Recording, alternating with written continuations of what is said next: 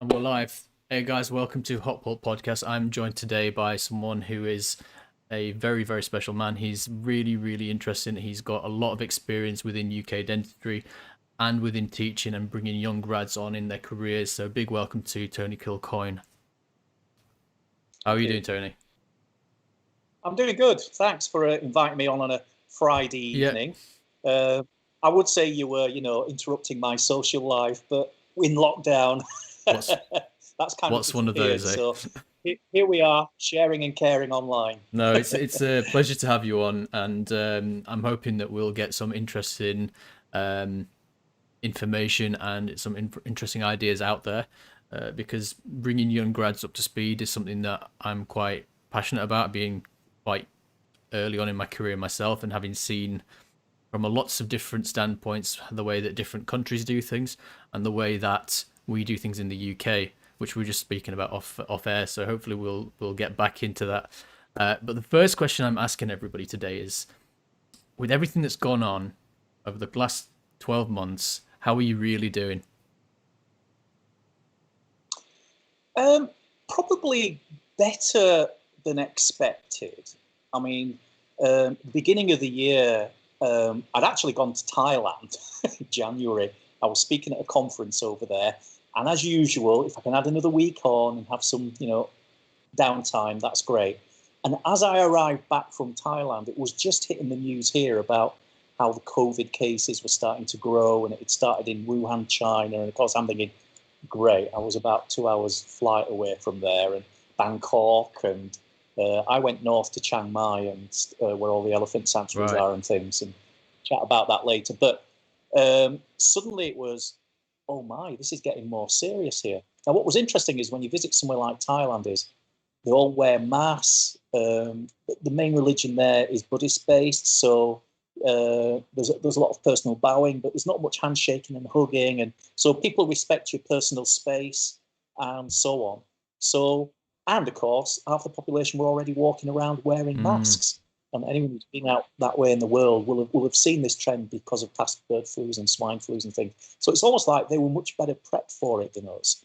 And then you come here and we start to get the scare stories in January, and some of the dental companies were like, look, we're starting to run short supplies here, order more.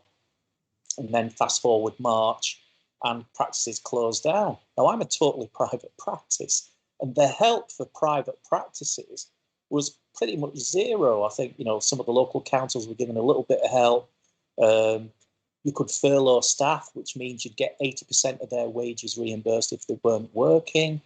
But of course, you've still got all the bills, all the outgoings, all the indemnities, insurances, and everything.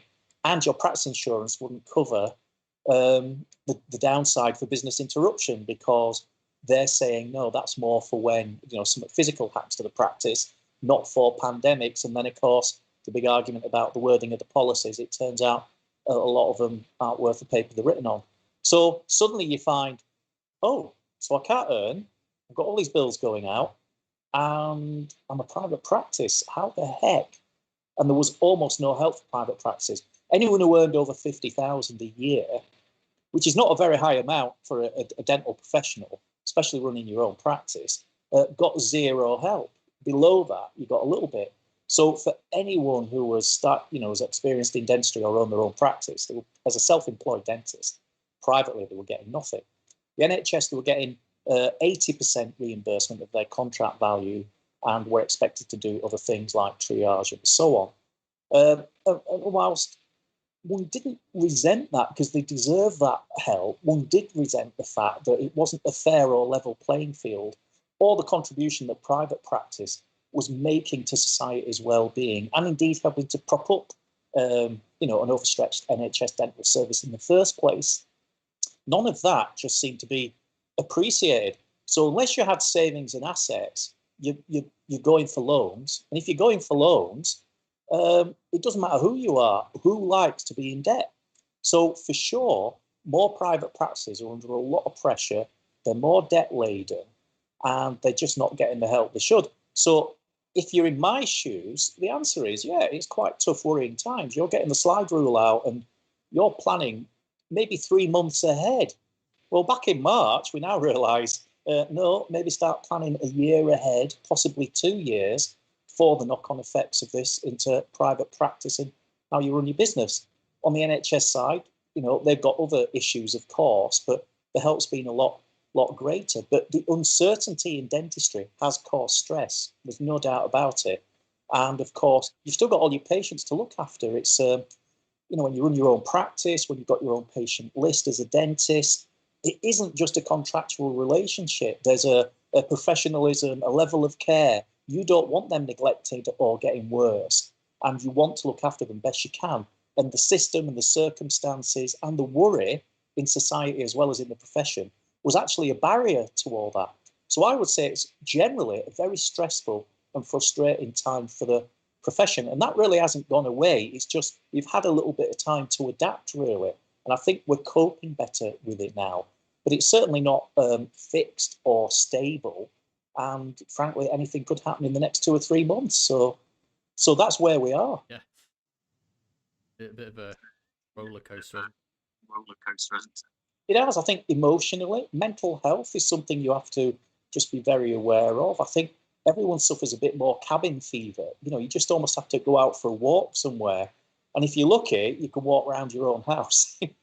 You've got room, great. But, what if you live in a block of apartments or whatever, and the options aren't always easy if you're trying to, isolate as much as you can as well. So I think there's a lot of other pressures on, and we just have to be aware of that and be sensible and not put other pressures or unrealistic expectations upon ourselves, really. Yeah, we're just getting a bit of feedback there. We'll have to switch to those headphones if you can, Tony.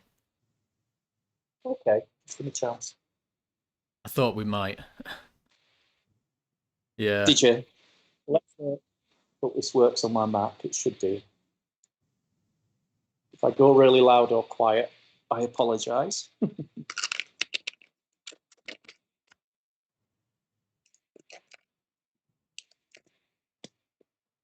Don't know if you can hear me there. I can hear you fine. Are you all good there?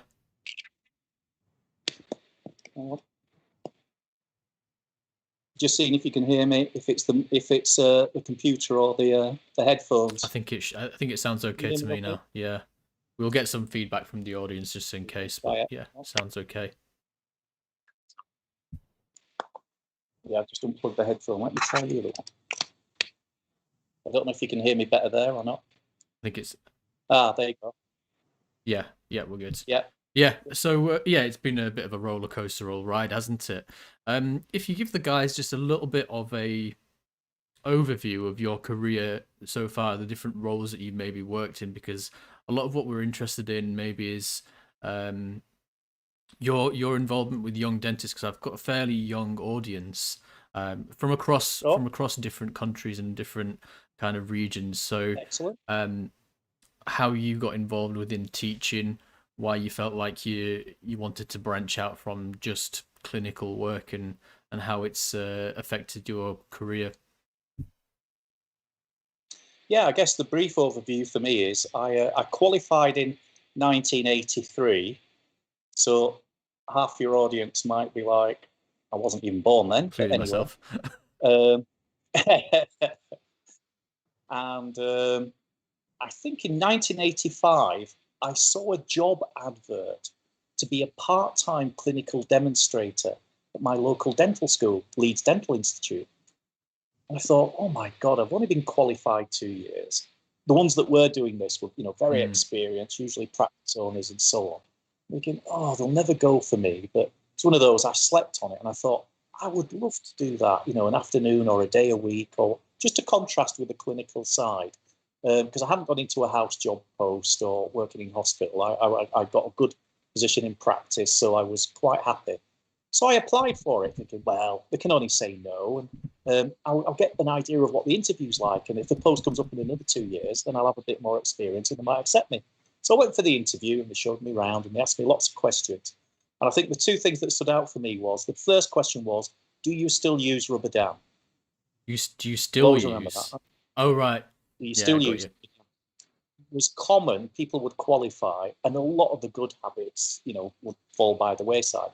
But I went into a practice where they used rubber dam, they were keen on it, they supplied it.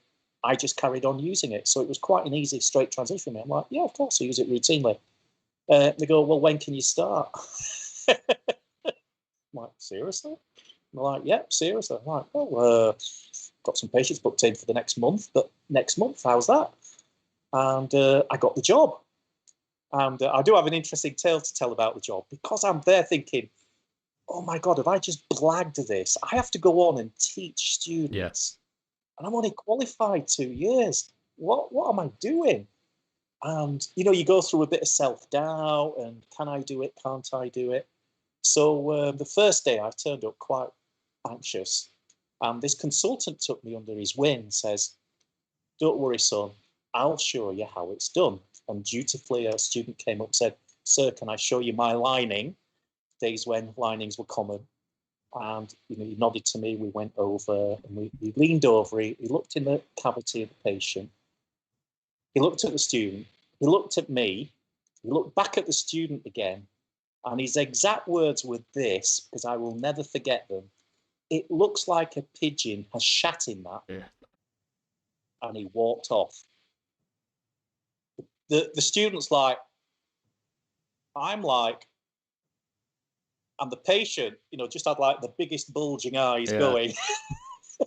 So I sort of leaned over and I go, yeah, there's a little bit extra on the walls. Just trim that off and, it'll be fine. You can proceed to the filling. And I walked away from that patient thinking, what was I worried about?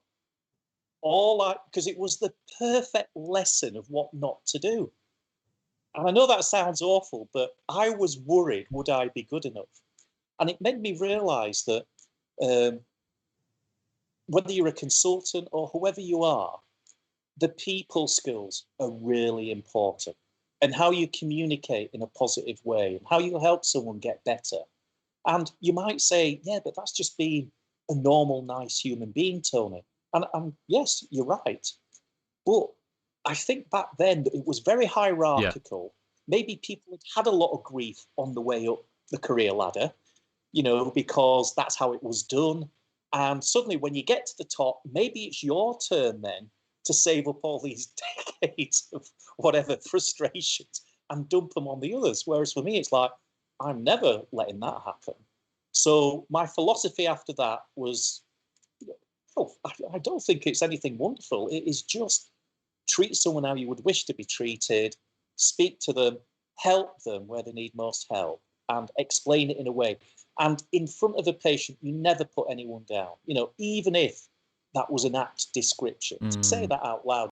It was just, you've just undermined that whole dentist-patient relationship there. And again, that's the opposite of what was done.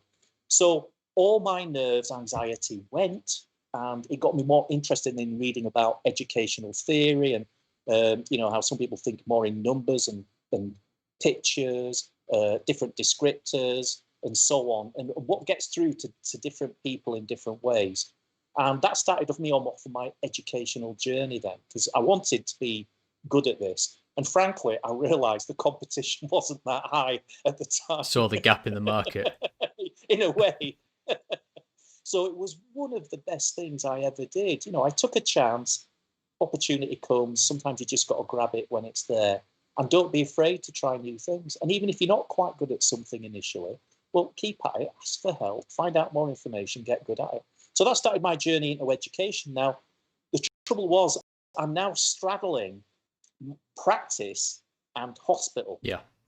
And the big problem there is, certainly at the time, was you were seen as neither one nor the other. It was almost seen as a lack of commitment. You see, the hospital wants you to commit, give up practice, come in, do research, teach, be a proper, hospital academic dentist.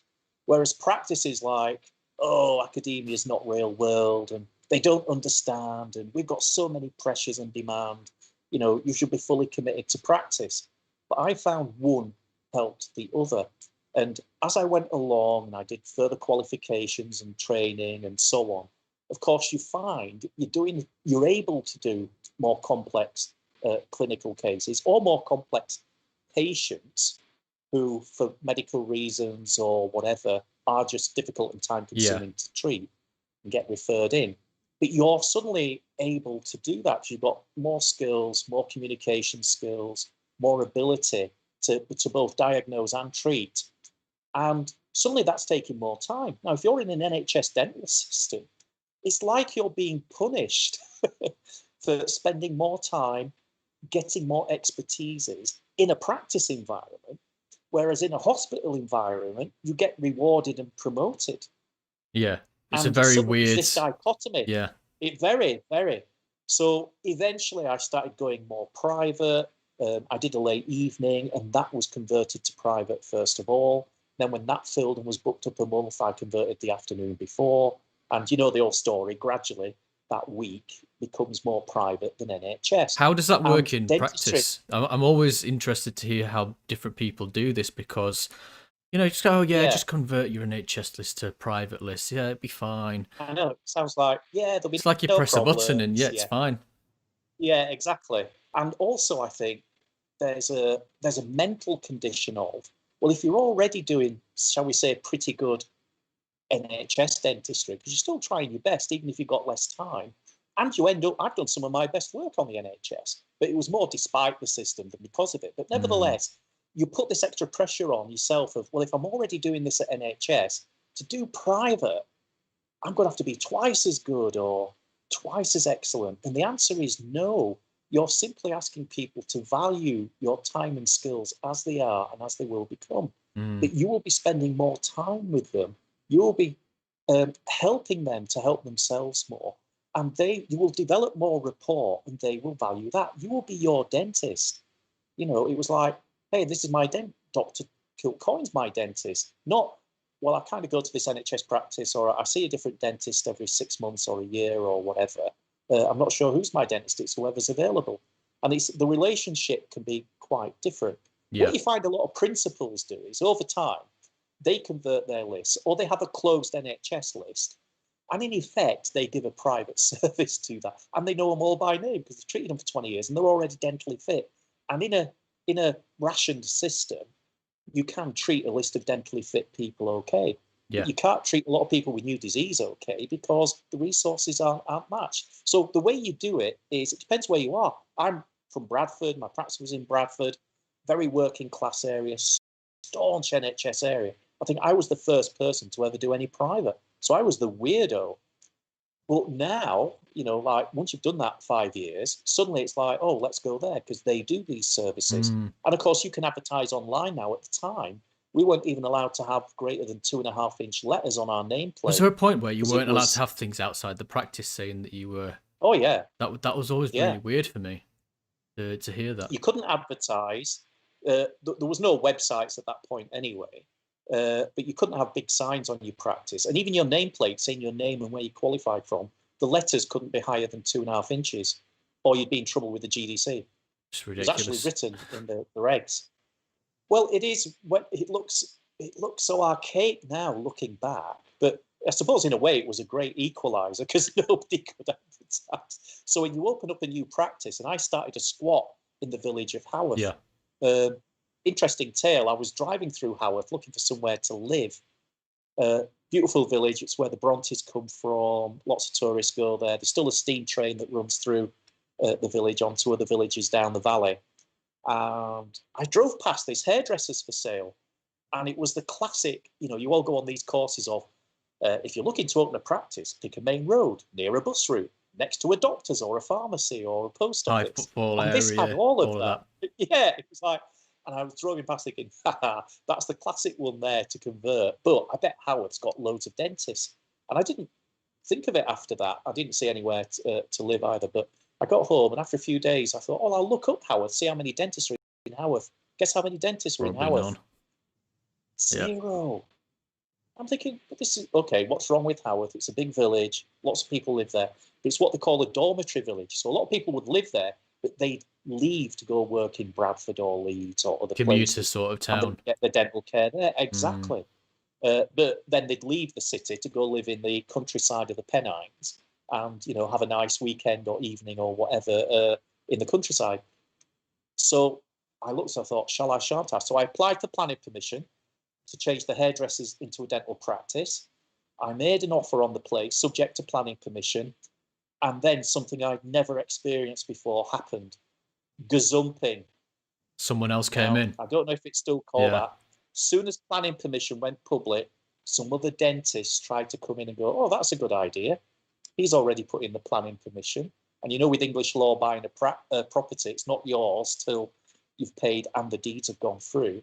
So then they went to the owners and made higher offers. We ended up in what's called a Chinese auction, where it's just now you're going above the actual market value. Of course, now I know what's happened to property since. I wish I'd bought the whole flaming street and borrowed everything from the bank. But hindsight's a wonderful thing, isn't it? But at the time, I was so nervous, and I just went to the owners and said, look, this is my final offer. You wouldn't be getting above market value if it wasn't for me putting in the planning permission. So legally, I can't stop you, but this is the honourable thing to do, and I ask you to do it. And they just came, a lawyer said, you have to complete and pay and do everything in 6 weeks. If it goes 6 weeks and 1 day, we go into the others. So the pressure was right on. But long story short, we got it, we converted it, and I've been there ever since. It's fully private practice, just me, but now it's a specialist practice taking referrals. So there's always hassles with dreams. And sometimes you do. You're telling me, look what I'm trying to do. Exactly. You know, if it was easy, everyone would do it, and actually they wouldn't value it. So there's always hassles, and you've seen that graph, haven't you, of what people think of success, and it's like a 45-degree line, and it's just all over the place. I mean, it is. That's how life is, business is, efforts are. But if you're adaptable, then hopefully you can meet the needs, because often the needs do gradually change, or the demands change, or an opportunity arises to expand in that area. So stay flexible is all I'd say, really. Yeah. So that's been my journey. So I've managed to somehow keep a career in the hospital or the education side and practice all the way through. So I don't know how, because in theory that you shouldn't be able to do that, but I've somehow managed. And I think because I've enjoyed both, and both each has helped the other. Yeah, because you get the satisfaction of helping the younger grads with the teaching.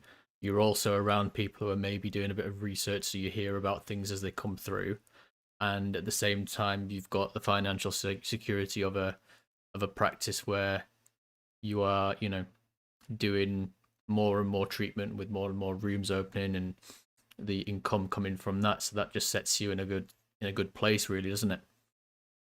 Yes, I think if you're comfortable and you're happy, it's really difficult, I think, as a professional person, to find just that sweet spot of happiness. I imagine it's like two circles intersecting, and there's the optimum happiness spot of where you've enough money to be comfortable, but you're doing more of what you want to do. Yeah, and you're not too busy, and you're not too idle. Yes, all of that. yes. You get the odd crazy week. That's life sometimes, but then there's other rewards too. So I think that's the beauty. That's what dentistry can give you. It can give you a bit more control and freedom to do what you want to do and where you want to do it, to a certain degree on your terms, you know. And then it's just a matter of, well, how can we help that situation to happen? Yeah. And you've got life going on. So, you know, I started off as a single guy, and then I meet my wife, and then we have children. Then you have more costs, and then you need a bigger house. And so you kind of got life's events going on in parallel with your professional events. And I think dentistry is really, really good at that. When I talk to my medical colleagues, especially ones that do weekends and night shifts and stuff No like thanks. this, I do realize how fortunate we are. A, that they do that, but B, that we don't have to do that if we don't choose to. Yeah. You know, so quality of life is important for sure. I think it's interesting, and it's interesting that you say you've got the flexibility to do whatever you would like, and I think that's something that is definitely true, and we'll see where I end up, because as we spoke off air, I've decided that, you know, NHS UDA's no thanks, and I've gone full steam on a podcast. Which, thank you for coming on, and thank you to all the other 30 odd guests we've had so far. But I'm also looking at, okay, I want to do some endo. I want to do this. I want to do that. And you really have got that opportunity in dentistry if you find the right position, if you find the right circumstance to go after everything that you want to do. It's just how aggressively you do it. And I think some people maybe a little timid to start with, and if you have got that, you maybe get into a bit of a rut.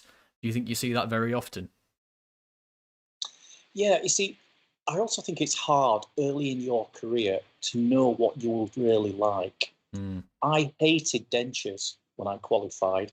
And I remember my first year or two in practice, I kind of almost made any excuse to avoid them, really, or, get the principal to see them or whatever.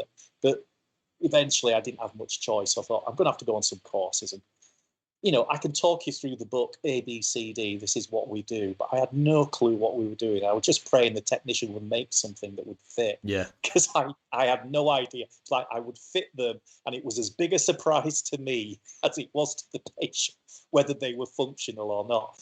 And I just thought, I have no idea what I'm doing here. And now I'm a specialist in the things. I get sent the difficult patients with the you can flat have all mine. ridges and so on.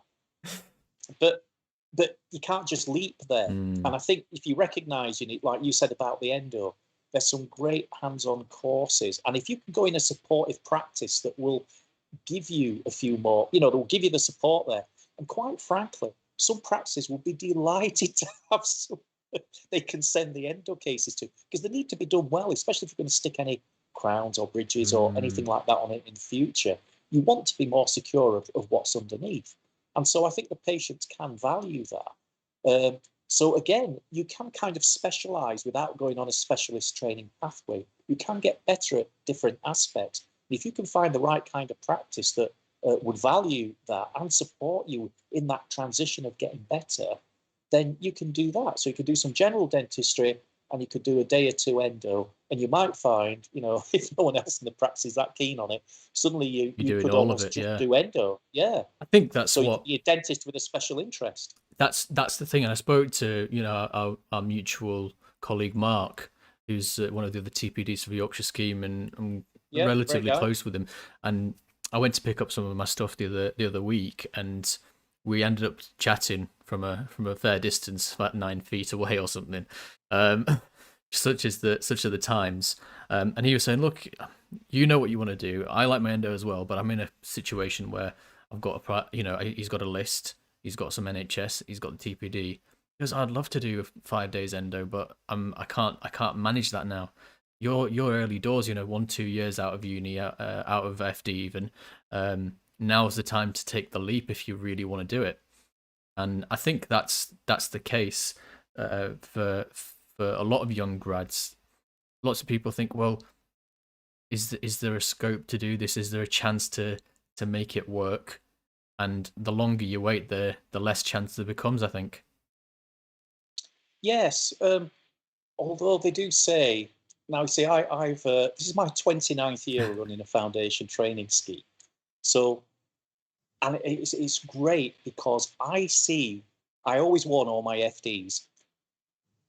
Well, I do two things. One, where do you see yourself in 5 years' time? And what's your kind of life plan? Now, half of them won't have one, but they say what they think might happen, and they use the foundation training year as a way to explore different things, Mm, and that's very smart, actually. Um, but they go, how can I think 5 years ahead? I said, well, you thought 5 years ahead when you started dentistry. Compared to what you know now and what you did then, look at the amazing progress you've made.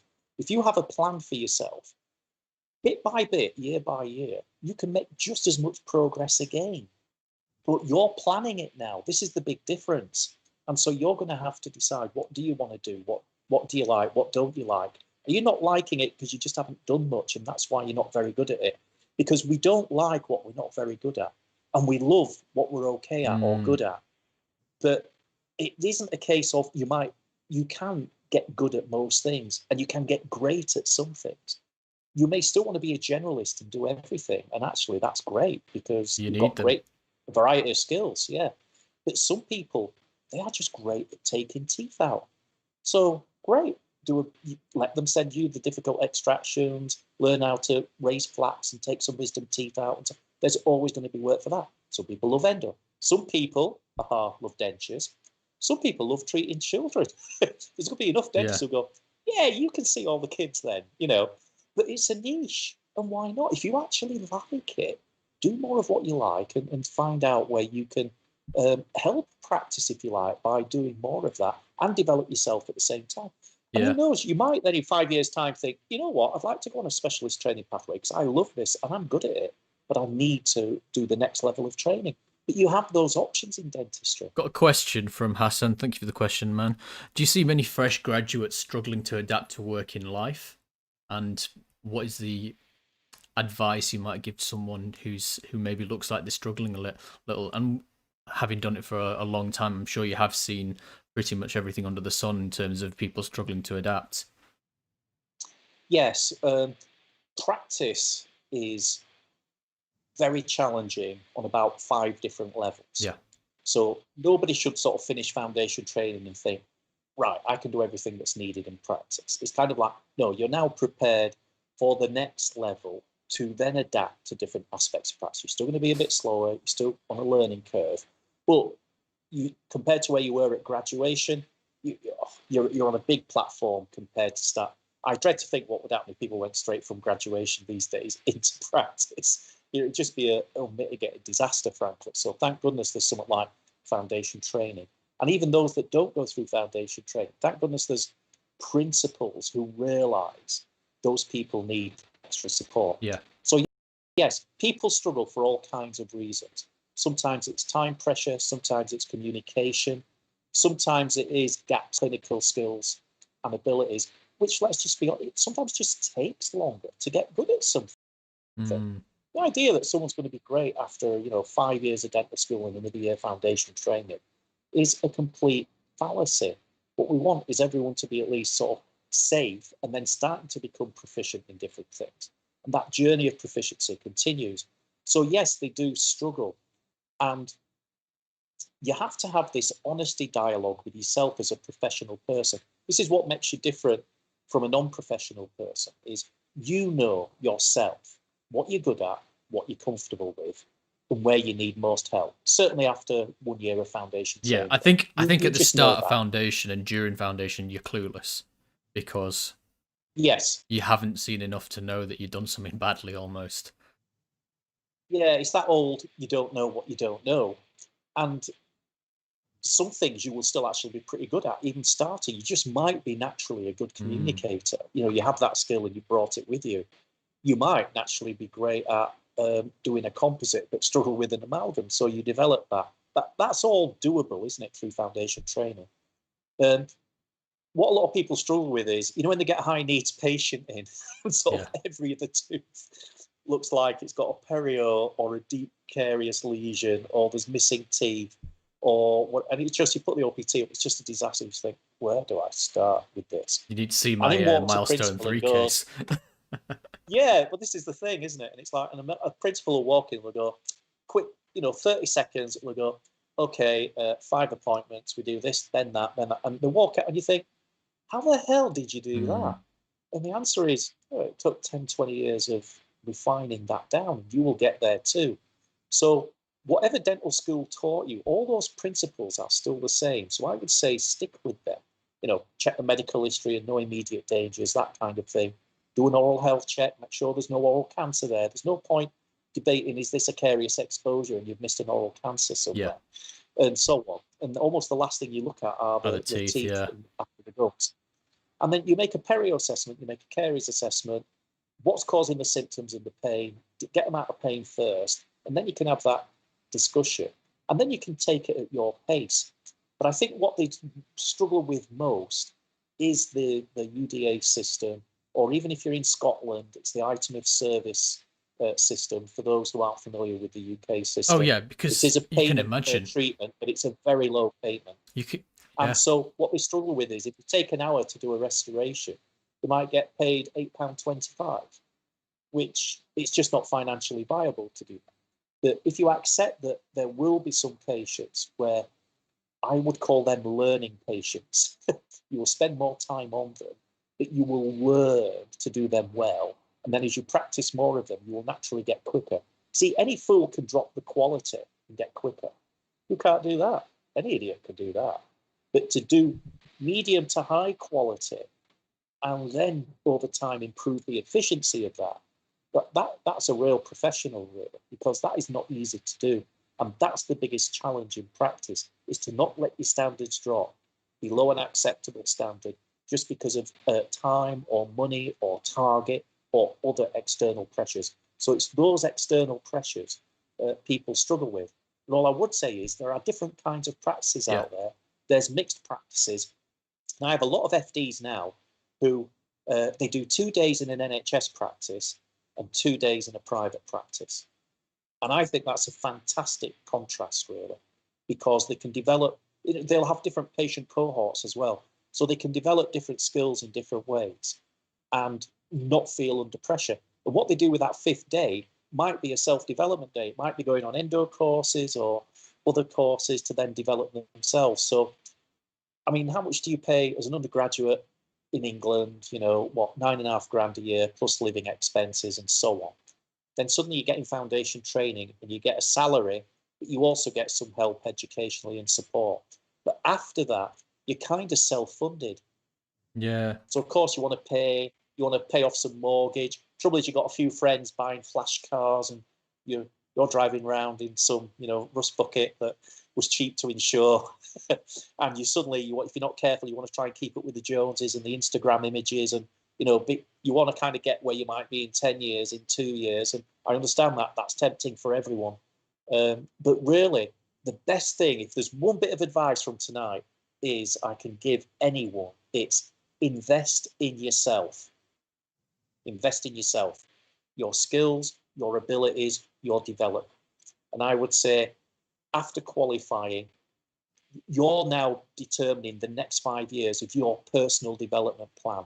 I know these things are bandied around like, oh, the GDC says you've got to do them. So because the GDC says you have to do it, it's just a tick box exercise. You can treat it like that. Or you can look and go, well, I've done a lot in 5 years already. I could do just as much again.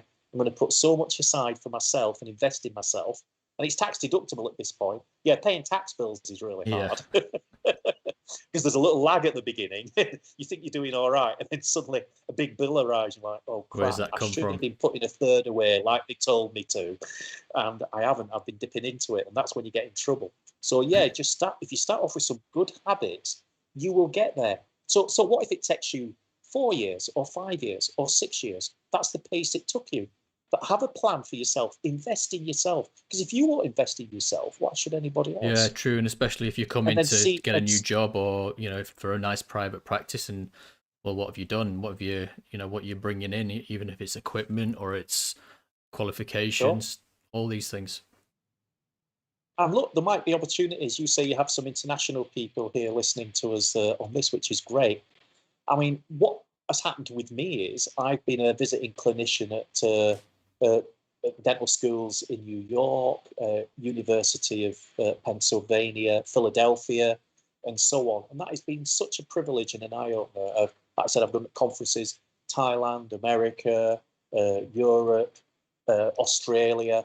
And suddenly it opens your eyes to dentistry actually is not that different, but the attitude of those populations and how much they value dentistry is often related to how well is that communicated to the population, the value of dentistry, to their general well-being, as well as their dental health, as well as their psychological health. It is huge. And we haven't even tapped that in the UK, 10%? So certainly, if we go to the USA and blimey, you stop someone in the street and say, do you know what floss is? They'll be like, well, which kind do you mean? Yeah, which kind do you mean? Do you mean wax, dual wax, super floss? All they'll sort of tell you 4 different ones. Here they'll go, do you mean candy floss, name of the pet? Oh yeah, there's that dental stuff, isn't there? Never used it. Now, okay, there's some academic arguments that your dental brush is better than floss. My point is the public awareness, their educational IQ in dentistry is extremely poor, generally. I'm generalizing. Well, I mean, you just got to look at the patient to be a distress service. When I'm in pain, need a tooth out for about half the population. Well, that's crazy. In the 21st century, that is crazy. That's just Victorian, really. And so we've got a huge job to both educate the public as a public health measure and as a valuing us and what we can do. And it always shocks people. I do TV and media stuff sometimes, and the interviewer will be like, well, the classic one is, you greedy dentists. You know, don't you charge a lot for your dentistry or whatever? And my opening gambit now, having practiced that a little Yeah. bit and have this question a lot, is, well, the most expensive choice is neglect. The most expensive choice is disease. And actually, when you visit dentists and their teams and so on, you'll hear them telling you how to brush your teeth, clean between your teeth, brush your gums, prevent these coughs, and stay healthy. Half the time, I'm talking myself out of work because I'm a professional, but not everybody listens. And then when things need fixing, we have much more advanced armamentariums to do. It's very high tech is dentistry, and yes, there is a cost attached to that. But if you're worried about cost, please Brush your go teeth. large on prevention. Go large. Well, yes, start there. And of course, it's sugar. If you reduce the number of sugar attacks, that's a great way to start staying healthy. So invest in yourself. Yeah, yeah. And I'm saying this to patients as well. So, sometimes you just see that little light bulb go on. And Jabir, you'll know yourself. You'll say it to a patient once, maybe twice, maybe the third time. Some of it sinks in. And that's the second point, really, about dentistry I want to make tonight is dentistry is a relationship, interpersonal interaction.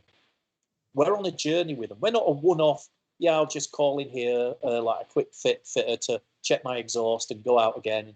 It could be anyone sticking car parts on, We're in the emotional support. We're changing behaviors. We're helping them to realize the benefits of prevention and dental care. And we're on a journey with them. And patients don't change straight away. I think Mercedes did some wonderful research. Must be 10 years ago now, where they researched as to at what point do people buy a Mercedes car? Because they spend a lot on advertising and stuff.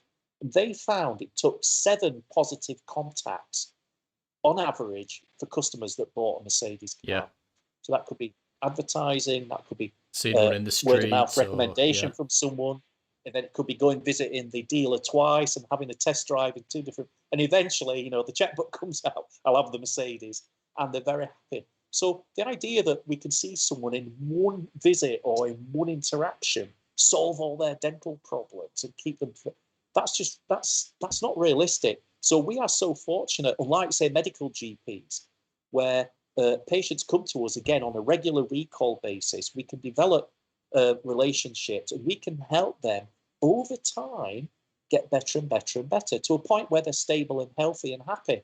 And what's that worth? You just can't put a price on it, really. So I think if we can help educate people, that's what we offer. And, we're doing it very ethically and very professionally.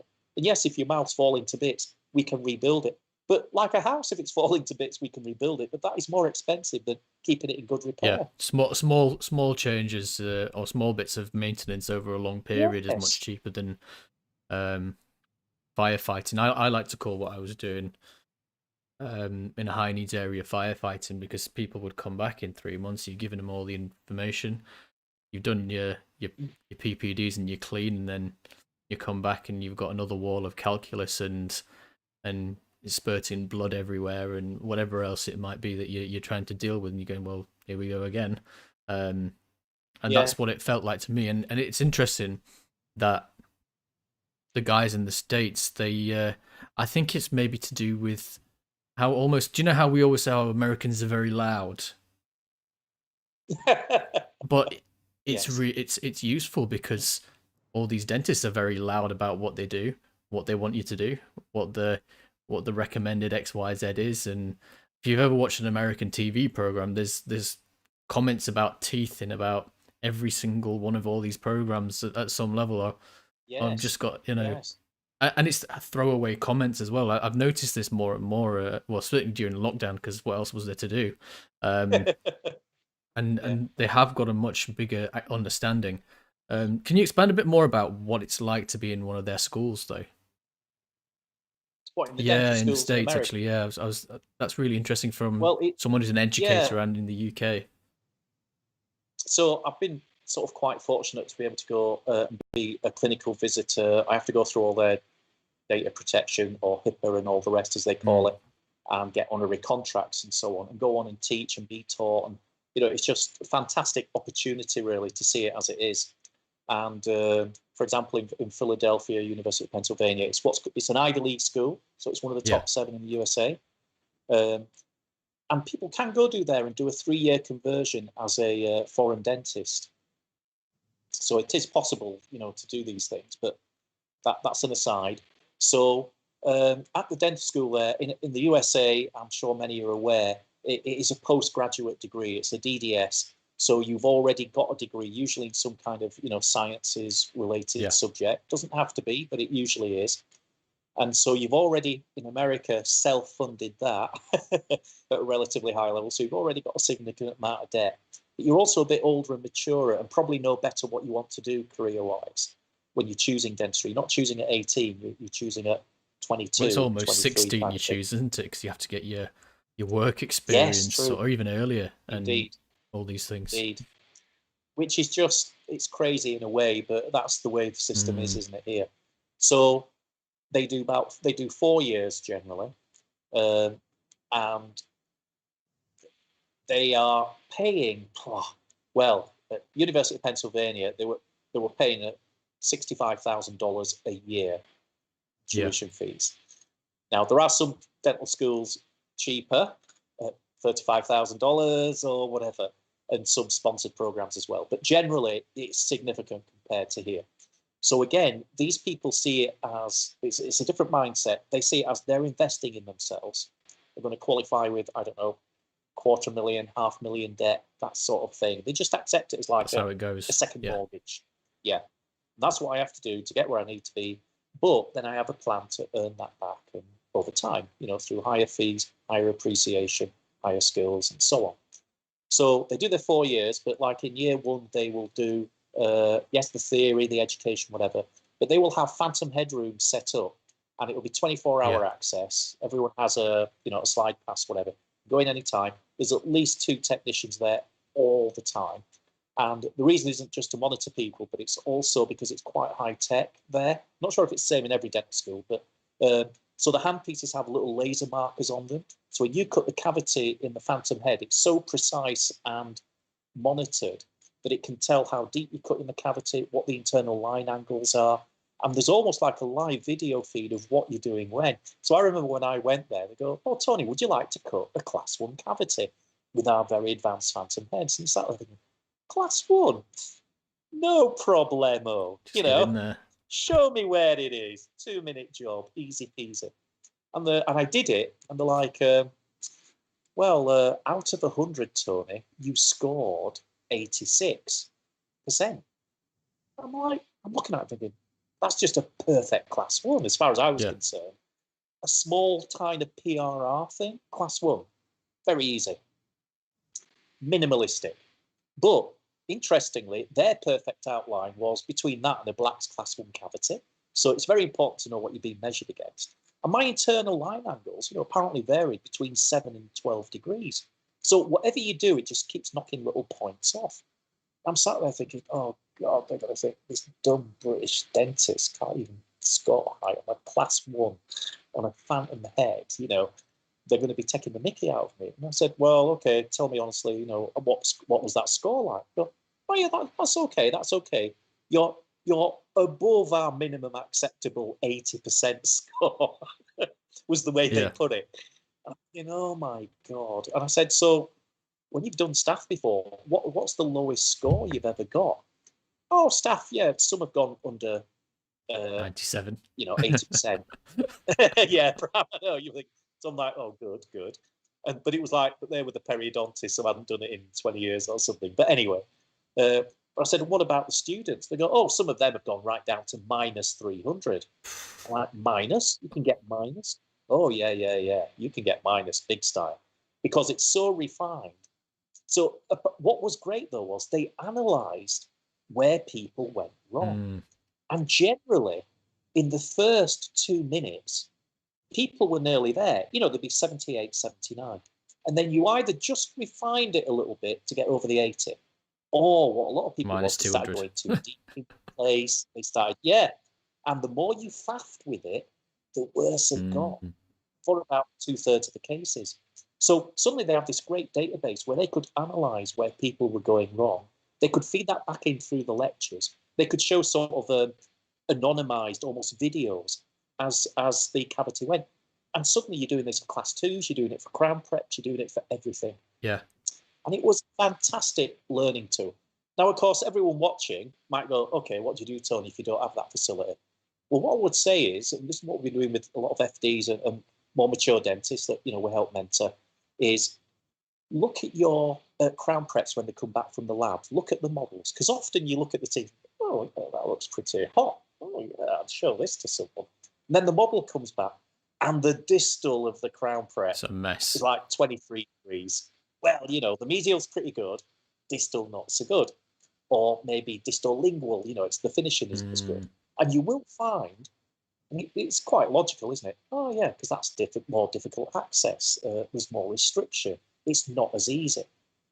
And what we teach on the courses now is yes, by all means, start with your occlusal reduction, but don't just do what most people do, mesiobuccal, easy to get at, let's just have a play with this and get it perfect. Go to the difficult site first. Do the distal first. Do the distal lingual first. Spend extra time on the difficult bit. And if the patient's mouth gets a little tireder and starts to close a little, well, suddenly the more anterior mesial buccal is still easier to get at, and you can directly eyeball it. It's so much easier. But do the difficult bit first while you're not tired and the patient's not tired, and get a good result with that. And just by doing little things like that. So their analysis of these things, you know, I still came away with good ideas that I could use in a less technically advanced era because the information was good. This is where most people make the most mistakes. And all I would say to everyone listening is just start looking at your models when they come back. Just see if there's any areas that consistently are not quite as good as others. And then just think about how you might just change the order or how you do that to improve it. And your dentistry will get better. Your technicians will start commenting, oh, that's a very nice prep. Yeah. And don't be afraid to ask technicians for feedback because they see a whole range of treatments that people do. Yeah, no, because I'm dying to get on with a scanner for that very reason, because you can just have a little look and go, well, I've got a 3D representation now of exactly what's going on, and it's telling you. Yeah. Cat's just pushed. Well, what you'll find with the scanners is I went to University of Chicago, and they've actually gone all digital for their dental students. So it was really interesting. The dean there is also a specialist in prosthodontics. So we were looking at how the students were trained. And what they do is, so can you imagine even Phantom Head is digital. So they'll scan the prep and then they'll design, let's say, the crown, the three-quarter crown, the inlay, onlay, whatever's going on it. And they'll design it. And of course, that design will tell them if it's a bit under-prepped or over-prepped anywhere. And then they might have to go back and refine it. And so it's a great learning tool. They then take that very same scanner into the clinic and they're doing this on patients. Yeah. So transferable learning just follows them through and they get good at these sort of things, you know, quite early. So it was when I was at Chicago, there's about 100 and there's 74 dental schools, I think, in the USA. 69 of them had sent deans or deputy deans to Chicago Dental School while I was there to see how they were doing this and integrating it. So it was just great, you know, just to see all this happening right in the epicenter of it. And Chicago Dental School, it's not in the most glamorous area of Chicago. No, it's across the river, isn't it? And you'll find this with dental schools. They tend to be built in areas of need, of course, because, you know, they have lots of people with disease to practice on. But really advanced ideas. But these students had never done an alginate impression. They'd never done a silicate impression in a tray. So I think their calculation was by the time they come out and graduate, every practice will be using scanners. And in the States, that's probably likely from the looks of things. Yeah. So that's the way it's going. And the scanners are going to get, it's like cameras on your phone, isn't it? They're going to get higher resolution, easier to use, easier to handle. And so that's definitely the direction of travel. Have you brought one into your practice at all, or are you still analog? At the moment, I don't. I think they're really good for when you're doing lower unit numbers. I will still do a unit. The occlusion is the hard bit to manage. And they have virtual articulators and stuff. They're very good. I would probably go up to 3, maybe 4 units with the same confidence I've got with my impression materials. If I'm going cross arch or anything like that, and I do all my impressions with metal trays, and so when I'm still quite old fashioned. What's interesting is I will cast up the models, scan the models, Yeah. and CAD cam the work. But I do ask them, I said, how do my margins compare? How does my work compare? And they're like, you've no problem at all. Keep doing what you're doing. And I can't tell you, well, you know, probably the satisfaction of something complex just slotting in beautifully. And you check the occlusion. And it's not unusual to need to do a tiny, and I do mean tiny, adjustment because of the pull through the shim stop. Yes, it needs a little adjusting. But at that level, it's like, how do you improve that, really?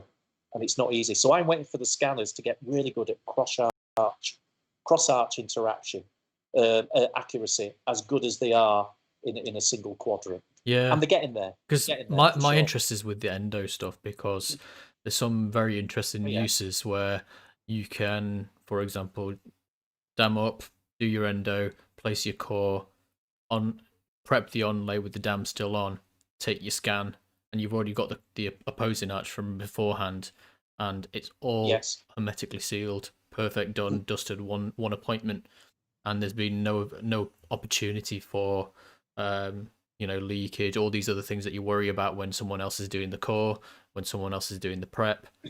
Just get it done all in one go, and then I have to say, finished. I think you've absolutely hit the nail on the head there. The big advantage of CAD CAM, not just scanning but production in office, is if you can get that crown on and same visit without a temporary sat there for 2 weeks or whatever, because temporaries do leak. Yeah. And I'm a big fan of dentine bonding and sealing the preps. Yeah, I've not quite worked out how to do it myself yet, because I only really clocked onto it during lockdown, so I've not had opportunity to put it into practice. But yeah. So, but I do wonder, because when they say, is it 1 in 5 crowns will need an endo later and so on, and a lot of that's based on an old Scottish study in the UK. There's other studies around the world too, because most teeth that are heavily restored or have cracks in are then getting crowned, and of course a certain percentage go non-vital. But I am convinced the temporary stage, especially if it lasts more than a week, is a very vulnerable stage for the pulp. You've opened up all those dentinal tubules, bacterial toxins are insulting the pulp. It might take it 2 years to die, but I think that is a big factor. So the big wow, I think, of CAD CAM, in-office CAD CAM, is that. So when I do my temporaries and their full arch works and all the rest, often my lab will make me like a shell temporary, a good one. Yeah. I will then fill it in after I've prepped, but they can already just lightly prep the pre-op or the wax-up and then produce me the temps. And then I'm literally lining those, and then I will dentine bond. What you really have to be careful of is to dentine bond the dentine and then have like a non-usional cement sealer, because what you don't want is that the plastic material of temporary crown getting stuck on the dentine bonding of the prep, because it will really stick. Yeah, because it's a bisacral composite, so of course it will bond to dentine bonding agent. But I'm not interested in the bond strength of the dentine bonding agent. I'm interested in the sealing effect. Yeah, because that's all I'm doing. So, but exact thing you said, as you said, coronal leakage is the biggest. It's the number one failure factor, isn't it, going forward? Big dilemma. I mean, let's ask the audience here. Yeah, I know. I have 2 cats and a small dog. And as soon as they see the computer, I don't know what it is. It's like, oh, that looks interesting. Let's go over there. She's not joined us before on a stream. That's all right. Yeah, so that's just let her do a thing. Yeah, of course. And that is one of the things that I really, I would say I'm passionate at a level of, because I've seen how obvious it is in a way, where why are we not doing this? And if you look at, for example, conventional crowns, almost make no sense. Scratch my chair, come on.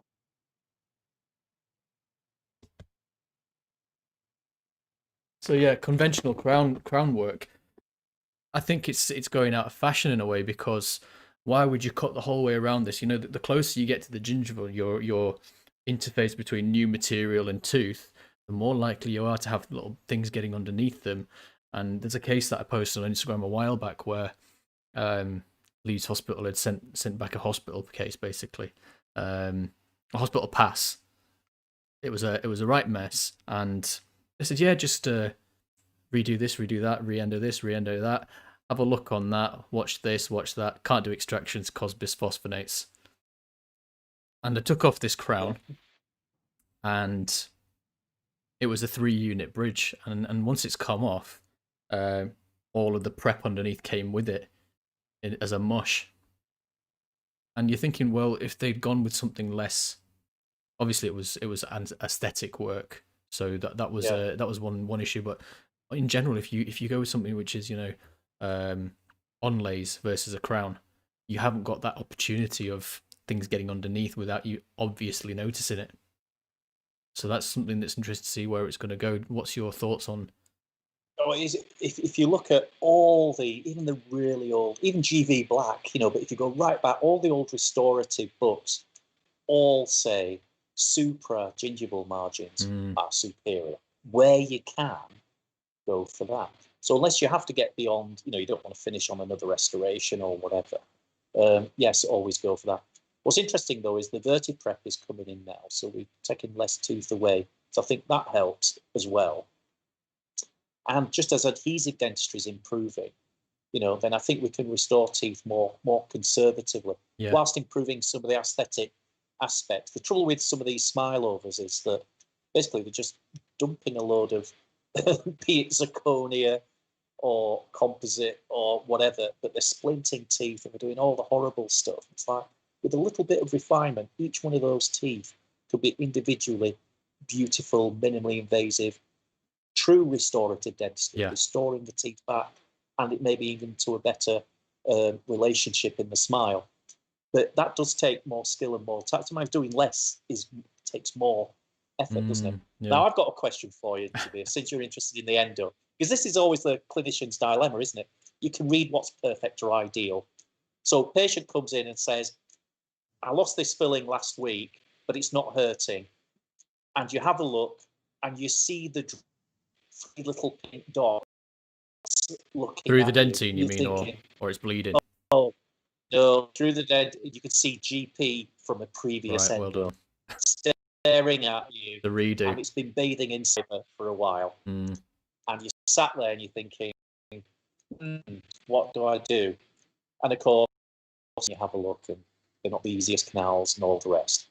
So we have these debates in foundation training all the time, and people with trainers and so on. Some will say, well, I will just see how it goes. Or, well, that GP's been exposed to the mouth, so it's definitely must have bacteria down. So you have to take everything out. So it's a re-endo. The risks of doing that then have to be explained to the patient. It takes time, there's more costs. And you could do all that, and there's no guarantee it still won't flare up. And then the patient's going to be annoyed at you to say, well, it was fine till you touched it. And then if you do all that endo, you're probably then going to be saying crown anyway. Yeah. And the patient's just like, well, a bit of tooth just come away. So what do you do, Jamil?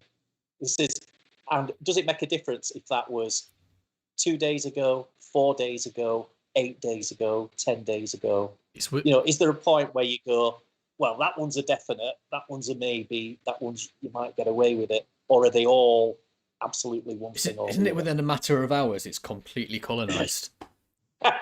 That's what I remember. I can't remember whether there was some study or something, but as soon as you get that contact with saliva, you're done. So, sorry. What's the answer? I'm retreating and getting a very meaty bit of consent done. Okay. Yeah. And what if the patient goes, I don't want to pay for that endo, it's not hurting me, fill it for now. If it's a problem later, then do it. GIC. No, but do you see what I mean? And these are the real clinical dilemmas we have, because actually it isn't. Usually we're presented with something that's not perfect or textbook. Let me just let her out the door because she's staring at me behind the camera. I'll keep talking while you go for it. But we have these discussions all the time. And if you get a group of 5, 10 dentists together and you say, yeah, what about this? What do we do? you will get a range of answers. And I could say to you, well, the science and the textbook and the academia will say, no, it's always this. The endodontist will say, no, it's always full retreat. Many general dental practitioners will say, well, I can show you lots of endos that aren't perfect. Or what I do to compensate is I drill out as much GP as I can get down the canals with my normal drills and almost make a sort of pseudo neo core sort of repair, if you like, and then see how it goes. And in their experience of 15, 20 years, the majority stay okay. And other people go, well, I just repair it with a temp, see how it is. But to be honest, half the patients don't come back. So as far as I'm concerned, I've sorted out the problem for them without having all the hassle of the end, getting paid nothing extra for it on the DA system or whatever. And I'm trying to see a little bit of merit in everything. If it was your tooth, I know what you'd say. Yeah, I think I missed a bit of what you were saying, but I got the gist. Do we even discuss these options, or do we go, oh, it's totally colonized now, Mr. Smith, Mrs. Smith? I think you always leave it up to them, don't you? And you say, look, I think this is a bad idea. On your head, be it, it's not in my mouth, but if it was in my mouth, I'm going to see XYZ getting a specialist root canal done and then getting a nice crown popped on top. If you want a quick thumbed in job, then that's up to you as well, but you'll get what you pay for. But I'm quite blunt in a way, so I don't know if we need to bit more of that. Obviously, you've got to say it in the nicest possible way. But yeah, it's an impossible situation because we have commercialized our dentistry in a way. It is. I think even if people were getting the treatment free, though, I would still, even in a dental school hospital setting, I still think there'd be a certain percentage of patients that would say, no, just do whatever you can today. Don't do the full root canal treatment because it's not hurting them. And if it does, I'll come back. I usually add in, with my age and experience of being caught out a few times, even though I've warned people, they might not quite have remembered it as well as my warning that I gave. So I nearly always say, that's fine, but there's a thing called Sod's Law, and I'm not sure if you've heard it, because this will flare up the day before a holiday, or the day before you need to do something important, and it will ruin that for you, is what you are risking. How do you feel about that, Mr. Smith, Mrs. Smith? And it just makes them just go, okay, I'll think about that. And you will get a slightly bigger percentage if they're not saying yes that day, coming back and going, you know what, I think I'll have that root filling, or whatever it is, because cracks as well as the one that I see. Yes. So anyway, that's just one part of endo, but it could be anything kind of restorative, or people, you'll show bite wings with holes in, and they'll go, well, it's not hurting, I'll leave it. Let's go, okay, but what you are risking then is losing the tooth, severe pain, and I don't know if you've heard of this thing called Sod's Law. What that says is this will probably happen the day before you go on holiday, the day before a major event, the day it will cost you, and you will regret saying that. But if you're willing to take that risk, how do you feel about that, Mr. Smith, Mrs. Smith? And to me, then, I've kind of fully discharged my duty of saying, I've made you think about the seriousness of this. Because otherwise, I think they do go away and think, and they don't always listen properly, but I do think they go away and think, oh, well, it'll be no different when I present and it's hurting to how it is today. So there's no extra risk to me. And I think, well, no, actually, now it's a very different clinical situation. There's an acute element. It comes back to the education thing we were talking about previously, and people who are proactive with health, people who are reactive, people who are, and then there's people who are too far on either extreme and some in the middle. Question. Waleed's asking, do you have any advice for a first-year dental student? Love the podcast. Yes, thank you, guys. If you are watching, make sure to like the video and subscribe if you're new. So first-year dental students, anything we should be telling those guys? I think at that point, you just got to stay ahead of the workload. That's the only thing I can think of. I think the first year is quite hard because everything's new. You have to do quite well academically in lots of different, I presume, still medical sciences and so on. I'll tell you a story what happened to me. Year 1, I failed an exam. And the reason I failed it, and my kids all laugh at me now because I'm always like, whenever you have an exam, you must do this, because I didn't. I didn't turn over the paper. Last page. Yeah, I missed a whole question. And I could tell you it was physiology, and I'd hammered, hemoglobin and everything else. The first 3 questions, I'd finished 10 minutes early. I couldn't understand why people were still writing. So I went back and added bits. And the bell went, and I turned over the paper, and I saw a whole other question on there. Guess what the question was, the subject matter? Physiology paper. Menstruation. See, I spoke to... And I'm sat there thinking, great. So I literally drew a quick graph, something nonsensical. I just put, apologies, I turned over the paper late. Results come out. Guess who gets a pass-fail viva? Yeah. Yours true. They dragged me in, and the first thing they said was, how do you think the exam went?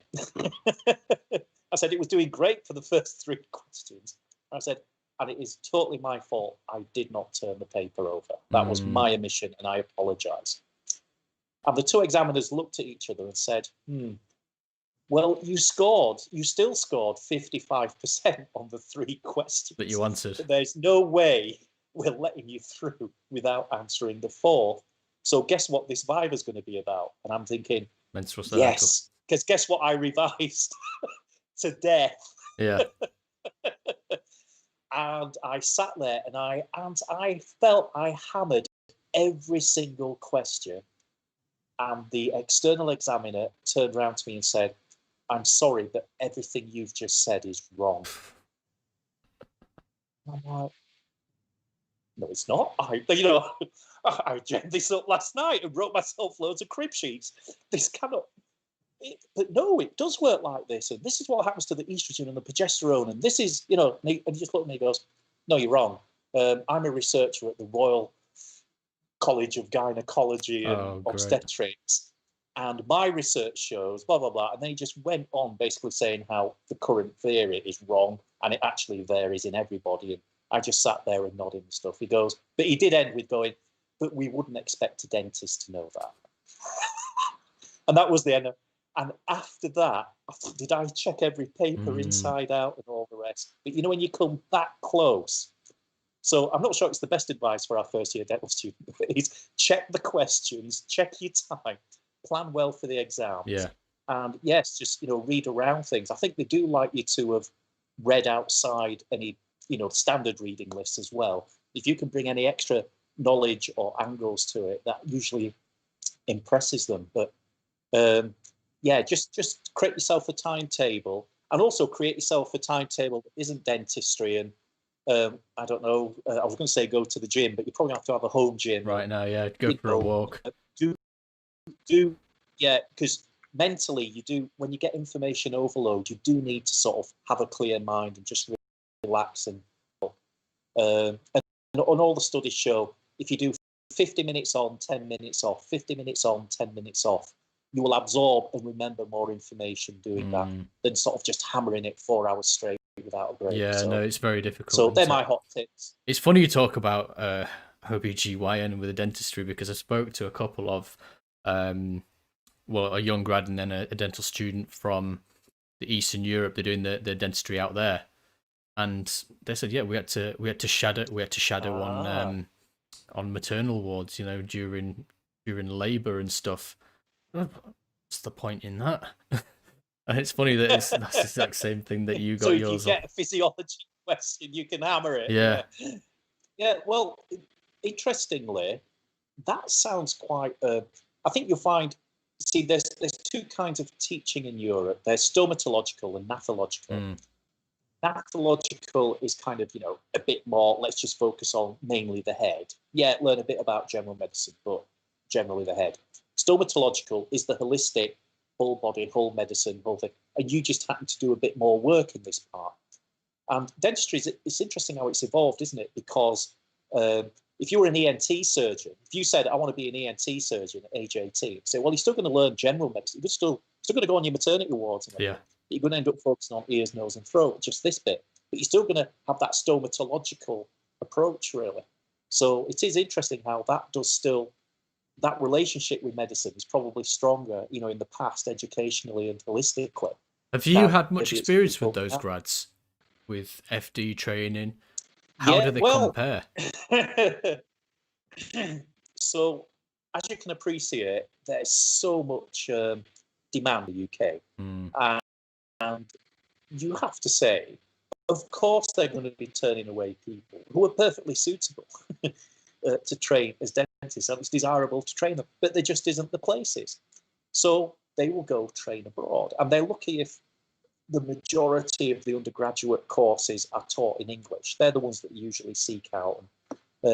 Hungary, there's some in Spain, there's a few others. But it does tend to be a bit more theoretical than practical. So they do tend to come back with great knowledge. What I love is they get issued a doctorate. 6 year. It's a DDS or a DMD. Yeah. So it's like technically they've done their foundation training. It's 6 year. I think it's a lot more demanding academically, and inevitably the language and culture barriers are there to be done. And so they are more difficult, but actually I think you come back a richer, broader person because of that. I don't think it's a bad thing. It's just a different thing. Yeah, it's But more. they Do you seem see to- some deficiencies compared to our grads, and some deficiencies of our grads compared to them? Short answer is yes. But I don't like to call them deficiencies. I like to call them Works. areas of further Yeah. development. Well, because the journey is Yeah, continuing. Graduate, it's an end point. It's like finishing your A levels, and then starting university is a kind of different application to it. And that's all it is. We need that continuity to be better. I think the big problem is, everyone has to pass exams, and it's a kind of a pass-failing situation thing. Yes, they're Yeah. there to help you, but everyone's frightened to death of failing. And who wants to fail in year 4 or year 5? You've invested so much of your life already. To me, I feel people who fail, people shouldn't have got to year 4 or year 5 and failed. That's a failure of the system. Yeah. If they needed extra help earlier, that should have been identified and provided. No one should be getting to final year.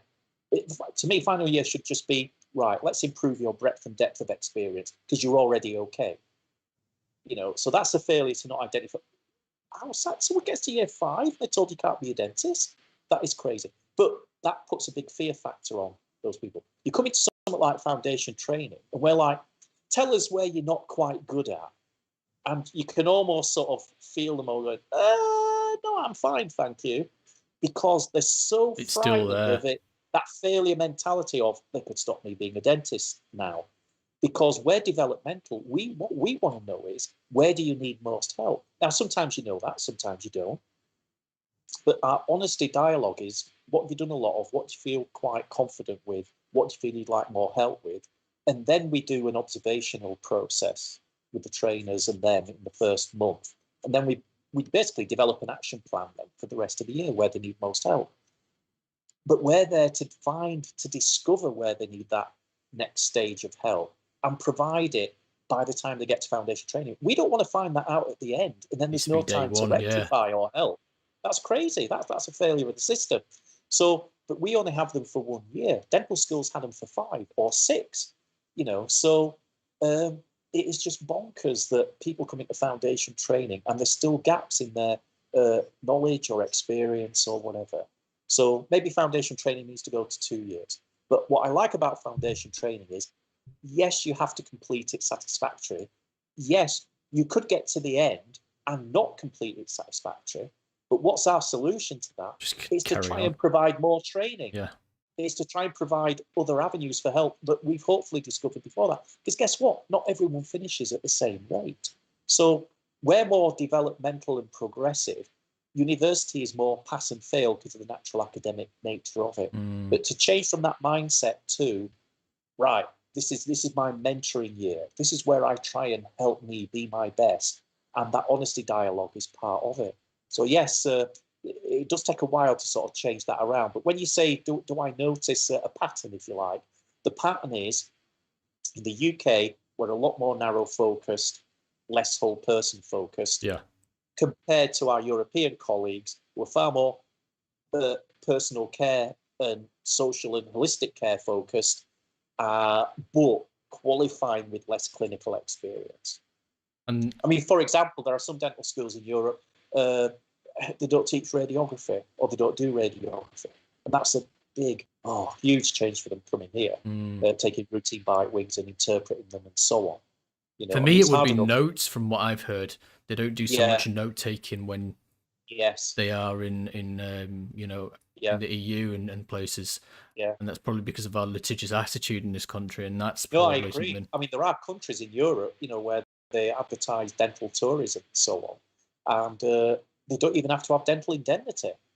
I mean, you know, Just give me a just list. can't That even sounds imagine great. that kind of working. Yeah, well, I know what you mean, but there's both a risk and an issue with that. But the regulators don't really regulate that well in terms of in favour for the patient. You'd almost have to half kill someone to have an issue, whereas we just have to not have to write up our notes properly to not have an issue. And to those listening internationally, I think after Israel, apparently Israel, about a quarter of the adult population are qualified lawyers. So apparently that's why there's an issue of being sued for everything there. But after Israel, England is the next worst country in the world for, shall we say, litigation. Is it the no win, no fee thing, do you think? Because I always think that that's insanity. Absolutely. Yeah, that's the number one. But it's also the way we're regulated and so on also kind of facilitates that. It's not looking to resolve a complaint. It's almost looking to find blame. Yeah, yes, it's not constructive. It can be very destructive. Then you end up with defensive dentistry. Now, the USA went through this in the early 2000s. I really remember a lot of my colleagues struggling there where, right, you know the old adage of would a medical GP, step over someone collapsed in the road because some lawyer afterwards would say there was something they didn't do perfectly. You know, so nobody would want to stop to help them because it's not worth the liability and stress issues for the next 18 months, even if they've done everything well. Yeah. But they've turned it around in America. In fact, they brought in some states where you can even countersue the patient for vexatious or exaggerated claims. Yeah. And that started to knock it on the head a bit. So just to give you an example for those listening who might not know, a typical indemnity cost in England for an experienced dentist with an absolutely clear record is anywhere between £3,500 and £7,000 a year. Yeah, and that's taken straight in off the your USA, salary. It's crazy. Yes, yeah, and that's just to work. There's no extra benefits there. No. In the USA, the average for a GDP, a general dentist with a reasonable record, is $1,800. So that's about £1,400. So it's literally a third to a to a sixth, quarter, to a sixth of what the cost is of being a dentist in the UK, and the fees don't even compare. So you know, we have a lot of course, people should have cause to redress when there's a problem that's gone wrong. It just needs to be even-handed. I think that's the thing. It's very unbalanced. Well, it needs to be even-handed, and I think whatever happens needs to both help the dentist change things so that doesn't happen again, but also fix the patient. You know, I've no problem saying this amount of funding is reserved to, you know, help fix someone's mouth. It should go to fixing someone's mouth, not, well, I've gone on 3 world cruises now with the money. I've spent it all. Let me try this with another dentist up the road because now I've learned how to do it. And you do have serial claimers. It's a real problem because once they discover how to do it, and there's going to be some free lawyers out there who will pursue it because when they do it on a no-win, no-fee basis, they can claim enhanced fees to their normal hourly rate. And of course, they ask for notes, they ask for this, they ask for that. You know, they can be clocking up hundreds of hours very easily at an enhanced rate. And then, of course, indemnity is tempted to settle out of court because the cost of going to court, suddenly a 20 grand claim becomes a 50 to 100 grand cost with an uncertain outcome. I mean, the only thing you can do is just take everything to court. Settle. Yeah. The only thing you could do is go... Well, this is the thing, unless you take a hard line, and I think it's like everything, where is the threshold that we sort of push back, really? But it's interesting how in Scotland, the indemnity fees are a lot less than in England. And that's mainly because Scottish law doesn't allow no win, no fee type lawyers to advertise so proactively and bring the legal profession into disrepute.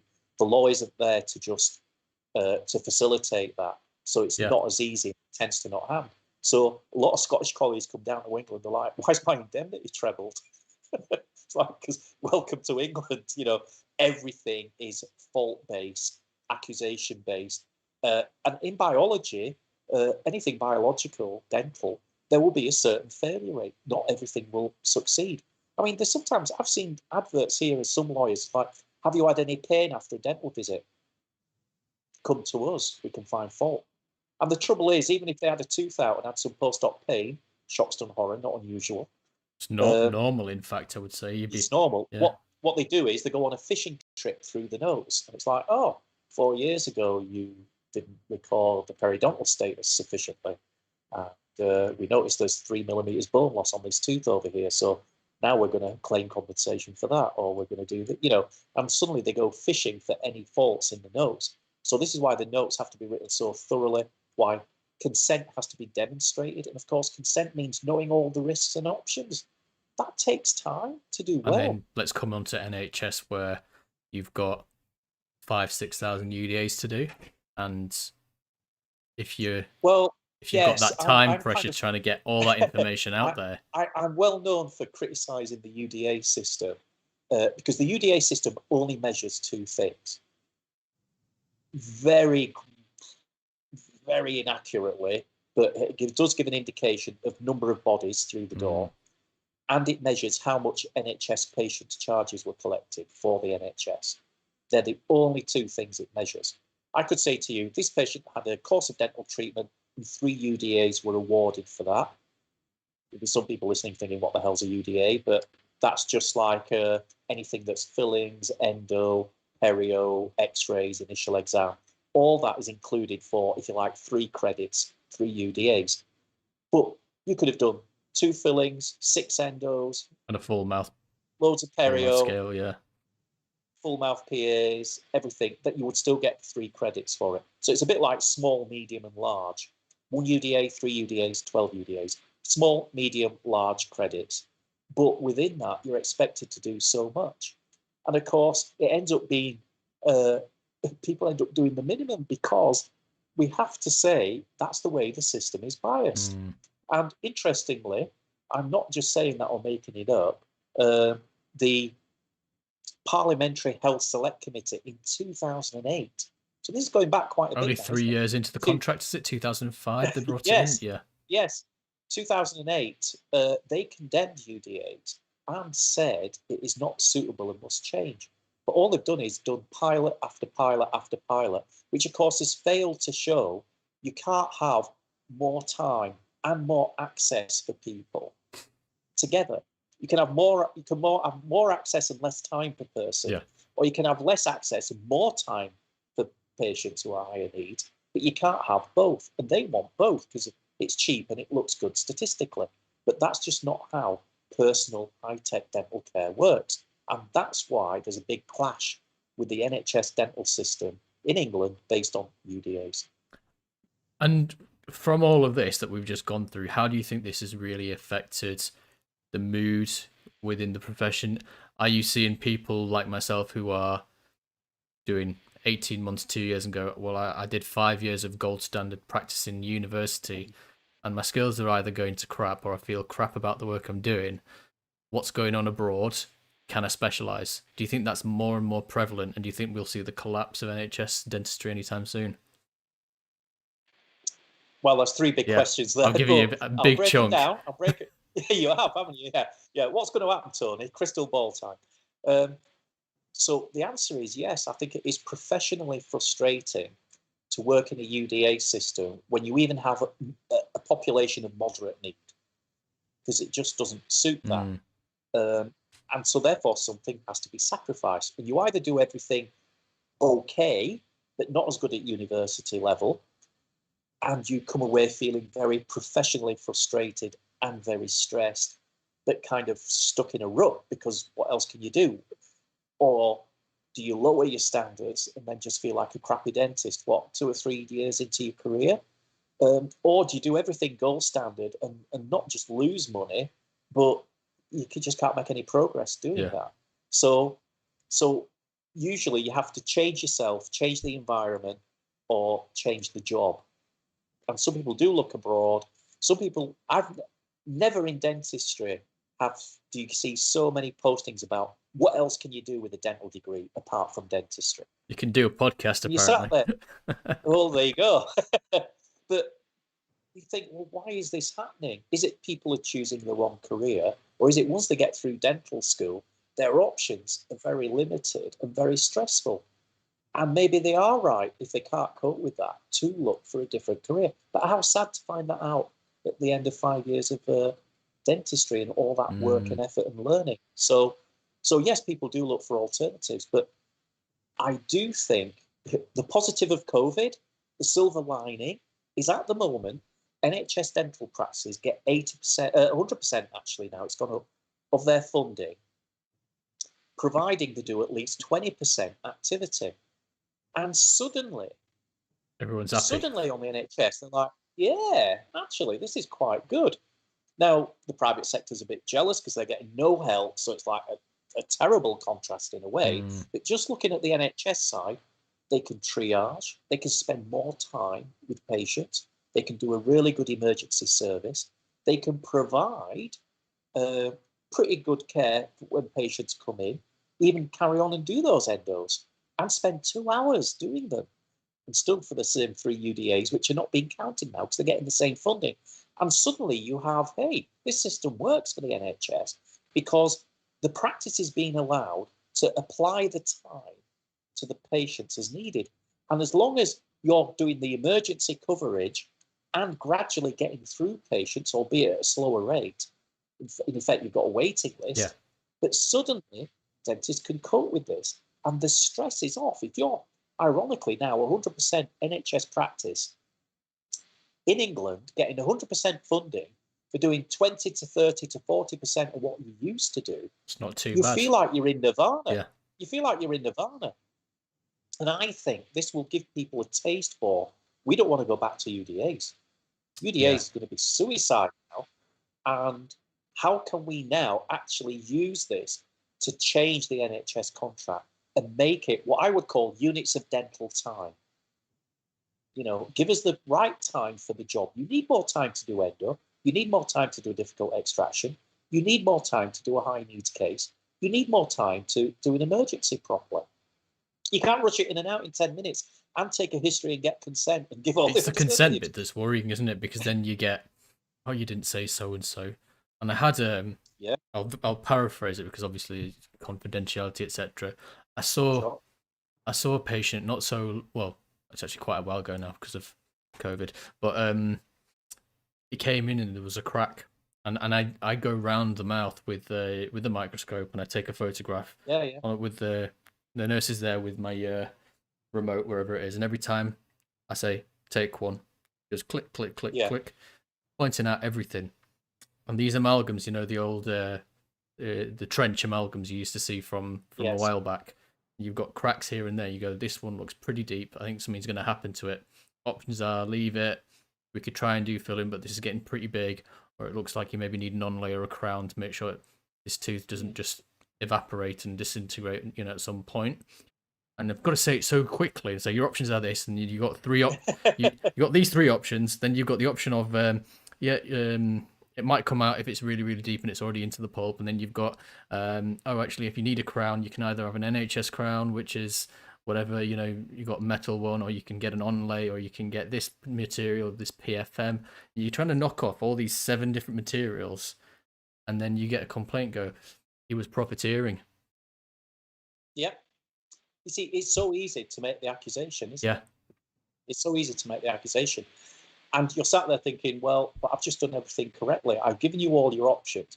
Whether you walked in and said, I just won the lottery yesterday, £20 million. What are my options? It's the same options. Or I'm on benefits and I'm struggling and I don't know if I can pay my mortgage next month. What are my options? Objectively, that should, you know, it should be the same conversation, really. But to do that does take time. It takes detail. And some of that needs to sink into the patient. And it's not always the news they want to hear. No, and that's the thing. You And are sometimes you breaking got bad 10 news. minutes to You've get got a through it crack all. in this too. Exactly. Yeah. And not miss that oral cancer hiding in the posterior third of the tongue. So, so this is the thing, isn't it? We have to really do a lot. And it just needs time. So I think the silver lining is more people now realize what they can do more and explain more with more time is far more beneficial than the politicians promising everything's available on the NHS when it's not even funded at a level to do a basic service for 50% of the population once every 2 years. At some point, someone has to kind of realize that. I think the other thing that really annoys me is the excuse for underfunding NHS dentistry, because the total budget is only about 3 billion.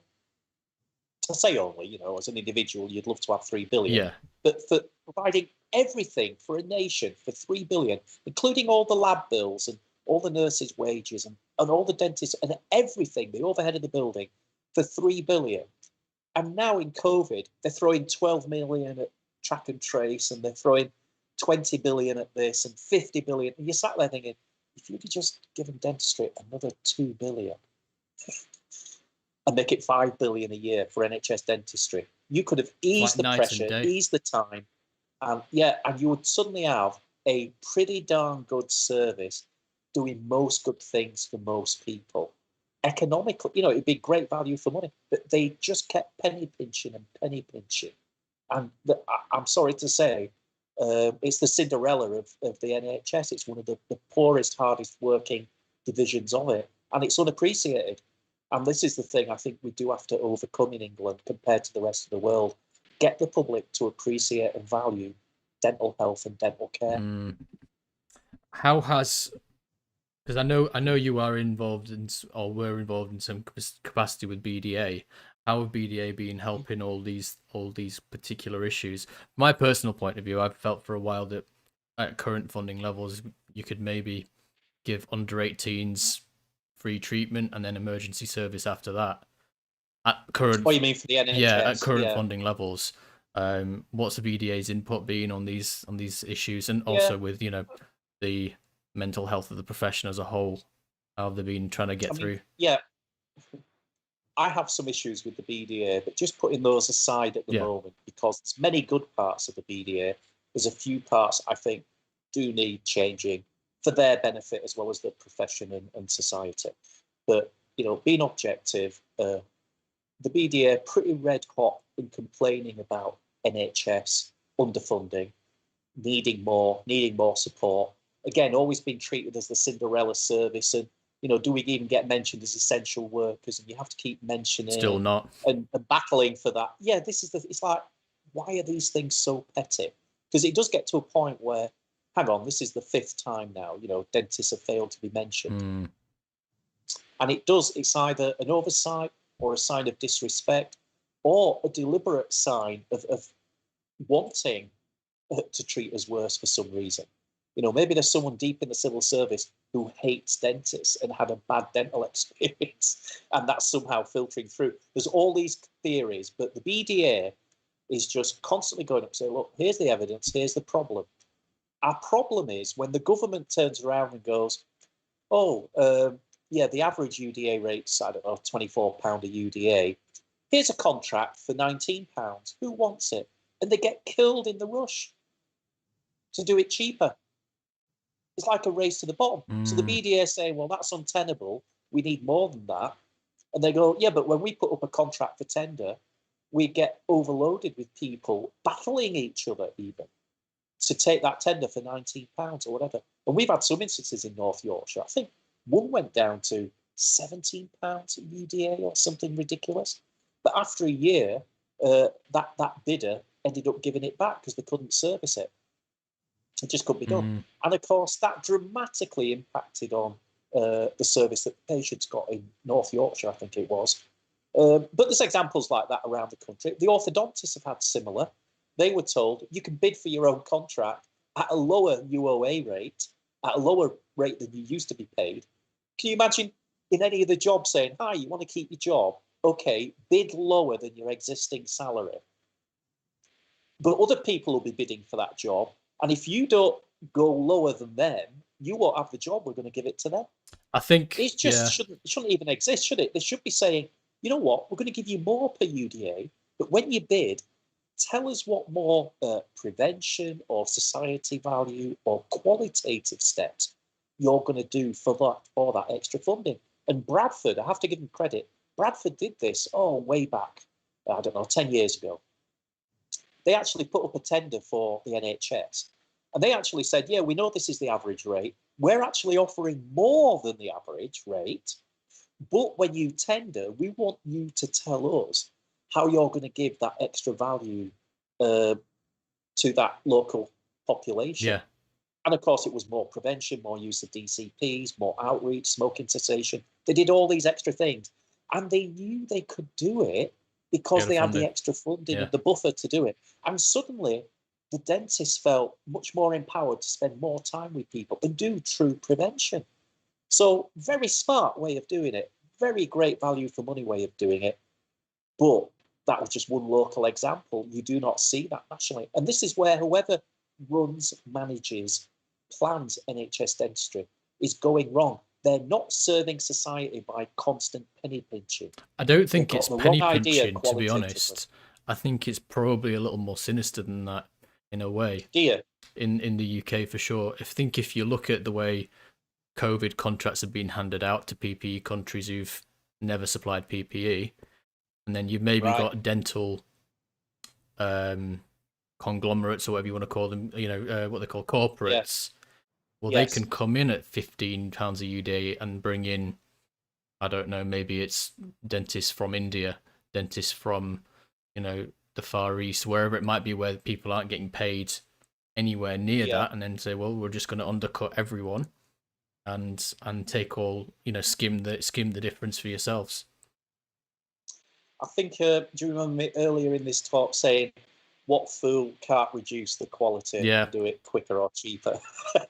And we have to, well, where's the line? Where's the line? And at the moment, if the line's drawn in the sand and it keeps moving goalposts, this is the trouble, isn't it? The line on a piece of paper bidding for a contract isn't as obvious as the clinical line that we can predict a year, 2 years, 3 years down the road.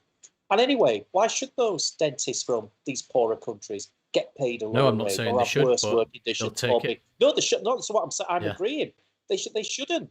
They should be treated equally and just as valued as the rest of us. And it's almost like abusing that situation for both for that country and them as individuals. And to what? Manipulate a contract. So yeah, I'm a little bit. I do jump between. Don't put down to malice what can be explained by incompetence kind of person. But you do wonder, can such repeated incompetence again and again and again end up with such outcomes so often? Because it's not like the BDA aren't giving them the information. Okay, they're the trade union of dentists, but we're still professionals. We still think in terms of win-win. This would be good for government, good for the public, and yes, it'd be good for us too, because we'd like a bit of predictability and security to give a great service. That's why we became dentists. Do you think that's why our dental teams work with us? Do you think it's maybe down to the difference in profession almost? If you tell a politician to the XYZ, their entire existence is based on the other side has to lose. In order for them to be in office, you have to shout them down in order to you to win. Yeah, I would say, as I've got, shall we say, more mature in years, the political cycle of being re-elected every 5 years, which means you've only really got 3 years to make any real difference. Like 1 year's the honeymoon period and just getting people appointed to even learn their department. I mean, obviously, anyone in charge of dentistry is not a dentist. Anyone in charge of transport, not a bus driver, isn't an expert in transport. And anyone in charge of the environment and so on. Do you get the idea? So they've got a huge learning curve the first year. They've maybe got 3 years to do something. And at that point, the party's thinking of the next election and planning for that. So if there's going to be any little giveaways or sweeteners, Yeah. being cynical, that's probably when it's most likely to happen. But that's a very short 3-year cycle. And I think there are things that are so important for society. Healthcare, the economy, education, the environment, transport, and so on. You almost feel like they should be taken out of politicians' hands. There should almost be a cross-party panel that makes a 20-year plan or a 30-year plan. And then each government can, like steering a ship, you can veer it 3 or 4 degrees either way. But you can't make it do a complete U-turn just because you're trying to make a political point for the last lot that were in for 5 years and so on. Because it just ends up being a ping pong where you don't make real progress. So, but the trouble is, politicians love power. And if you suggest taking things out of their full control, they get all twitchy because they can sometimes manipulate things for their own advantage. And I think that there are certain things that I think as a population, even at cross-party, we would agree, these things need 20 to 30-year plans.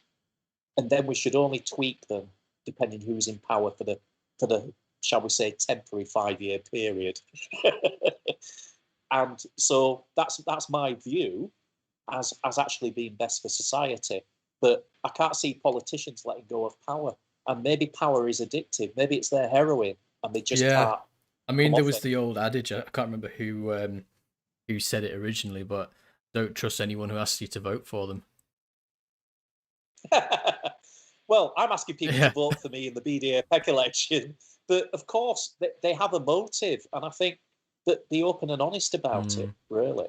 But it is interesting. In the last election, I mean, I was asked previously by someone, how have you voted in all the different elections, Tony? Are you Conservative? Are you Labour? Are you, I don't know, Lib Dem? They're about or the same, whatever? aren't they? Well, it depends, doesn't it, in which era you go.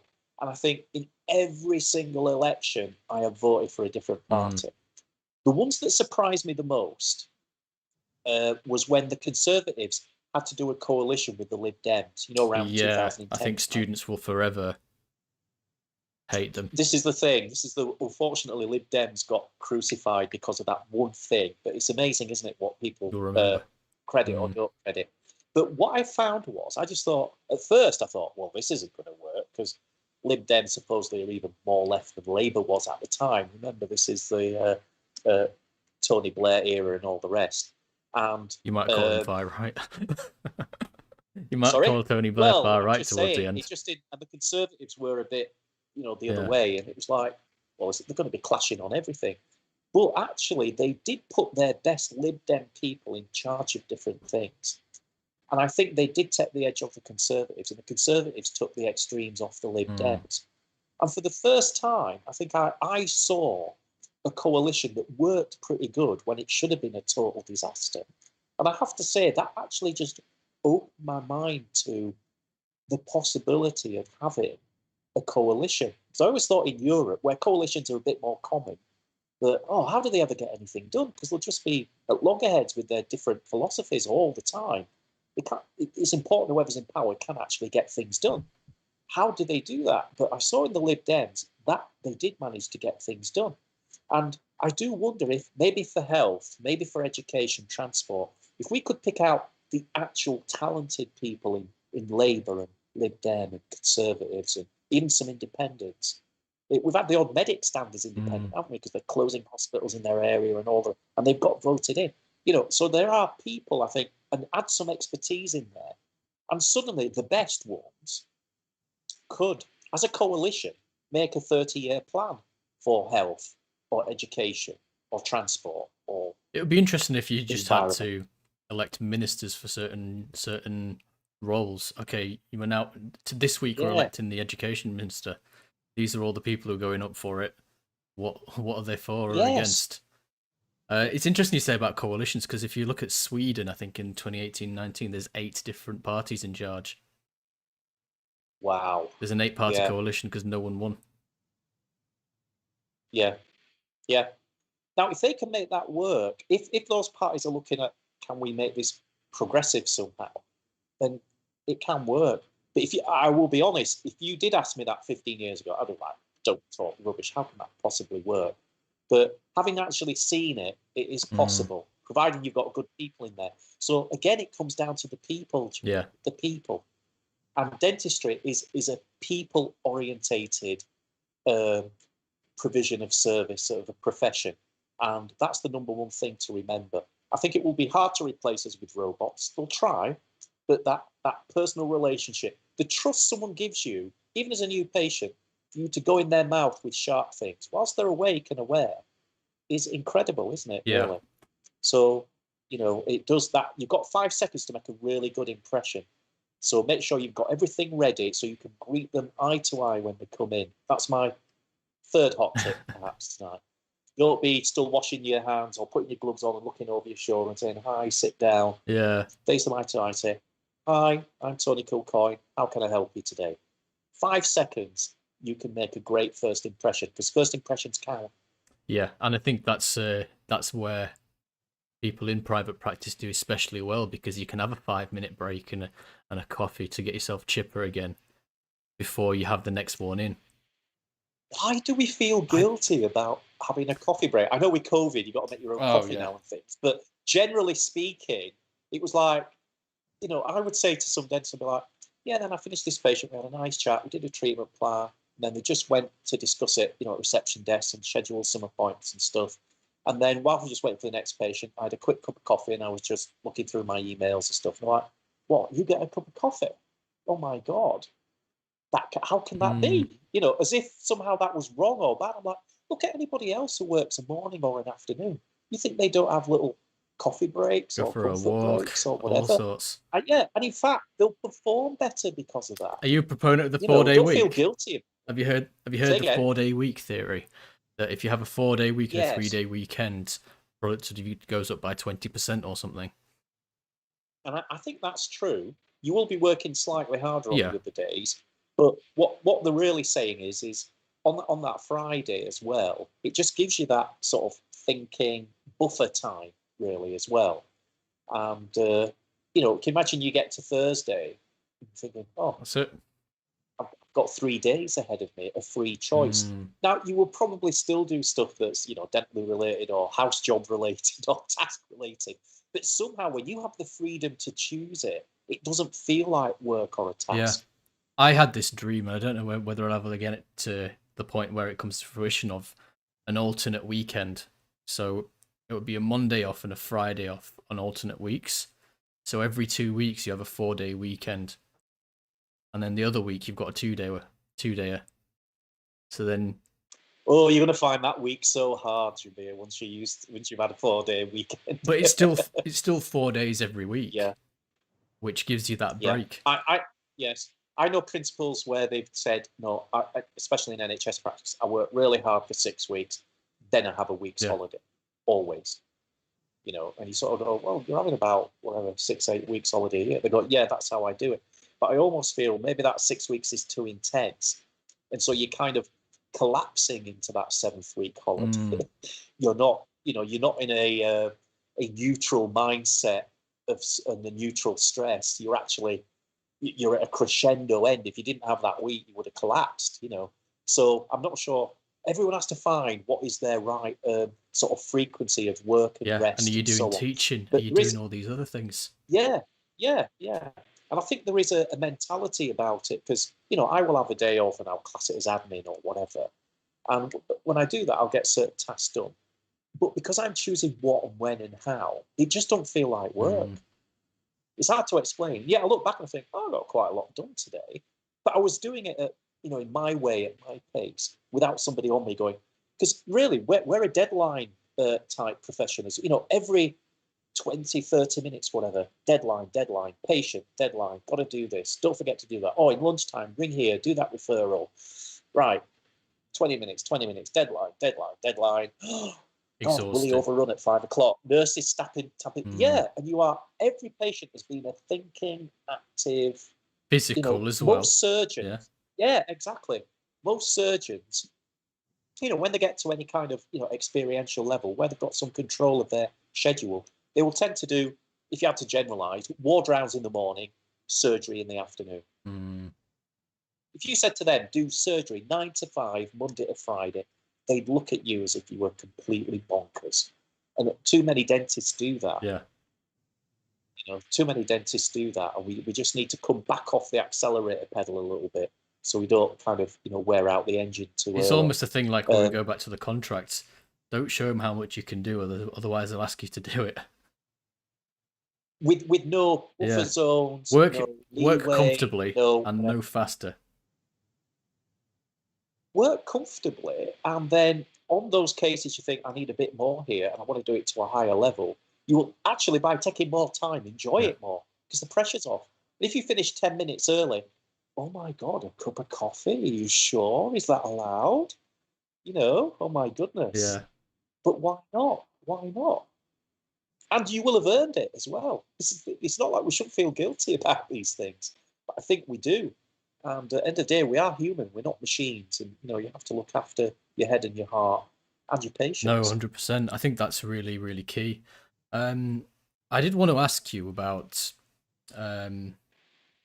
almost preparedness for practice, because that I was sent as the Yorkshire rep last year, and I ran my mouth quite a lot. I don't know if that ever got filtered back, but who knows?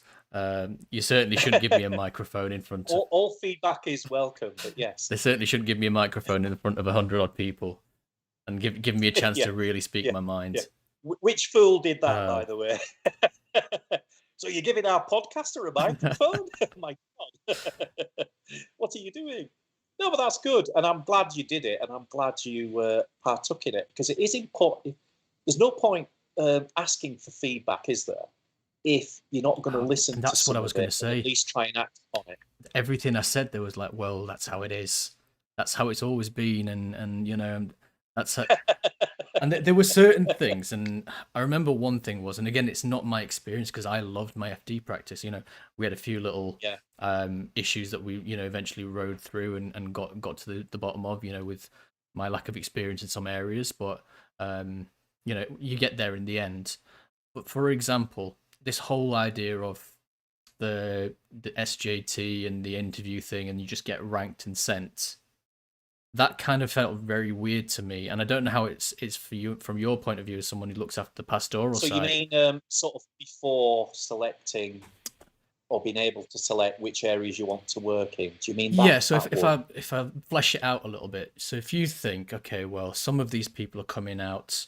Yes, some of us are 23 and we're bright-eyed and young, but there's some people who came out of university with wife, kids, dependents, and schooling is in, let's just say you're in Manchester University. Schooling was in Manchester, your home's in Manchester because you bought it and your wife's there and working. How do you fancy Cornwall, mate? Yeah, I know. It's crazy, isn't it? Now, there's... I don't want to sound like that's how it is, mate, but we are kind of stuck with the national system. That's what I dislike. Guess what? It can't be... It's meant to be equal, because it's a bit like, isn't it, choosing people for dentistry by their A-level grades. And is that the most appropriate way to do it? And if we're being honest, it's like, no, you have to look much deeper than that. Because they have such limited places, how do they legally throttle the supply without being told they're discriminating or doing it wrong in some way, and then getting embroiled in loads of, complaints about that? And so a very easy for the thing to say is, right, don't even bother applying if it's 3/8. Yeah. And of course, suddenly it's like, okay, that gets rid of 90%. I don't know. Yeah, of the people who might be thinking of it, because only the 3As can apply. Oh, still too many. Right. How do we whittle that down? And, so you get all these filters and hoops, don't you? And eventually they hope to get a close match. But that filters out a lot of suitable people. Likewise, they've got this national system, and they go, oh, well, of course everybody's going to want their number one choice. But clearly, statistically, everyone can't have it. So how do we restrict it and be equal to everyone in law and not have a load of problems and complaints? So you end up with something that is trying to do 2 or 3 different things. And it ends up, so some people will get caught out by that. You're absolutely right. The big issue is if someone did perform better in whatever measure you do, and they choose Manchester, and that, I'm just using Yeah, because Manchester we as an started with example, it. and that person had family in Manchester, would love to go there, but they ranked lower, and that place is already taken. Then it then goes on to whatever's left, and that is not going to be as convenient as Manchester, wherever it is. Yeah. And it's almost like the lower they rank, the worse it's going to be. So, is there an option to? And this has to be done nationally. You see, we can't just No, do I our own know. thing in That's Yorkshire the because thing. we slot into everything else. So, is there a way of somehow having, I don't know, an initial 10% buffer zone of if you have certain criteria of things? So, if you have a medical condition that you can't, go X miles away from home But for where's it, your or you have consultant? Or family yeah, commitments, you're looking after an elderly relative or whatever, there has to be kind of a strong mitigating factor rather than I don't know, I know all the nightclubs in Leeds yeah. better, so that will be better for me. That's kind of, yeah, that's important to you, but it's not nationally viable criteria. So maybe there is some option for that, but that will take reorganisation at a HEE They don't national like level. it. Well, I would actually say that there's a lot of sympathy from the dental side. The problem is the medical side, as always, has most of the power and the influence. And guess what medics do for hospital attachments and stuff? They will literally go, right, you, Southampton, 6 months' time, Newcastle. 6 months after that, Manchester, Yeah. wherever the job is. And they are so used to bouncing people around in medicine. I'm not saying they don't take anything into account, but talk about lack of workforce choice, because the choice is not accept it and not have a funded position. So it's like no choice, isn't it? Yeah. But they're so used to doing that with medics that they can't believe that dentists would have the audacity to say, well, that's not quite right, is it? Why don't we try and make this fairer? And they're like, well, we're already doing this even worse with medicine and more often. So be grateful this is only for 1 year. I think the thing that I tried And to make a I point think was, it's that wins. yeah, I think it's that that's winning at the moment. So I'm not saying don't keep making that feedback. I think we need to.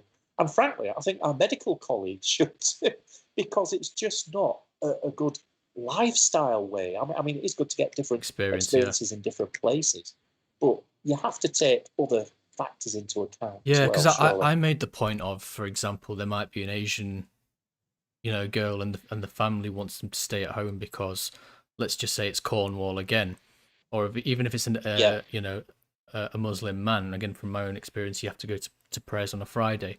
You're down in Cornwall. yeah, You're not allowed to miss the Friday prayer. So where are you going? yeah, Oh, you're going to maybe 100-mile drive to get to the nearest mosque, and that's not something that's negotiable for us, for example. no, And again, yeah, this is the part of the thing. Well, that's how it is. The second thing I pointed out was, well, actually, are you looking to make good dentists, or are you looking to fill holes within the NHS? Because that's two completely different things. Is put people where there's a support structure, they're much more likely to be able to get on with the very difficult change from one patient in a session in university to now 10 to 12 per session, and maybe 24 in a day. And that's a big change, and it knackers you out. And if you haven't got the right support structure around you, that could make yeah. you very, very uncomfortable. Your performance can drop, and you actually end up being less capable than you might have been had you just been, okay, well, I can live at home. Yes, it's a bit of a drive, but food's done, washing's done, there's people that I know around, social life's good, I'm getting better every day. I totally agree. I think the thing as a It, non-Muslim, it, it could be where I anyone. I notice it, just gave that of particular course, but you example. picked a good one actually, because um, I was one of the fortunate dentists to volunteer to work at the Yeah, Olympics when they came to London 2012. We had visitors from all over the world. And I will admit, I applied to it thinking, meet some of the I stars. won't need that much dental work going. Maybe I could go see Yeah. some stuff, and why not? And it was different. But it was a big commitment. And two, after anti-doping, we were the next busiest clinic. Mm. And we worked from 6:30 in the morning till 11:30 at night. But because it was It was fasting, Ramadan wasn't then, it? Yeah, I remember the and players were. yeah, and it didn't get dark till what, 10 Yeah. o'clock, 10:20 sometimes. So we stayed open extra to see all our Muslim colleagues and sorry, competitors who, because obviously they wait Yeah, till because you can't it's stick a dusk, 3 then in they 1 need in to there. eat. They've been fasting all day, So literally, they would stuff their faces, then run to the dental clinic. So we would always have like, fine, we'll stay up until midnight. We have the keys; it's not a problem. But the camaraderie and everything was great. But just the dedication to even do, to be fasting while you're performing. But it didn't take much adjustment really, and everyone was happy to do it. And it took a lot of effort. It just required a little bit of awareness Bit of and sensitivity. flexibility. And I got to say, I think the Olympic Committee did it really well, because you imagine you have all the different countries from all over the world coming and so on.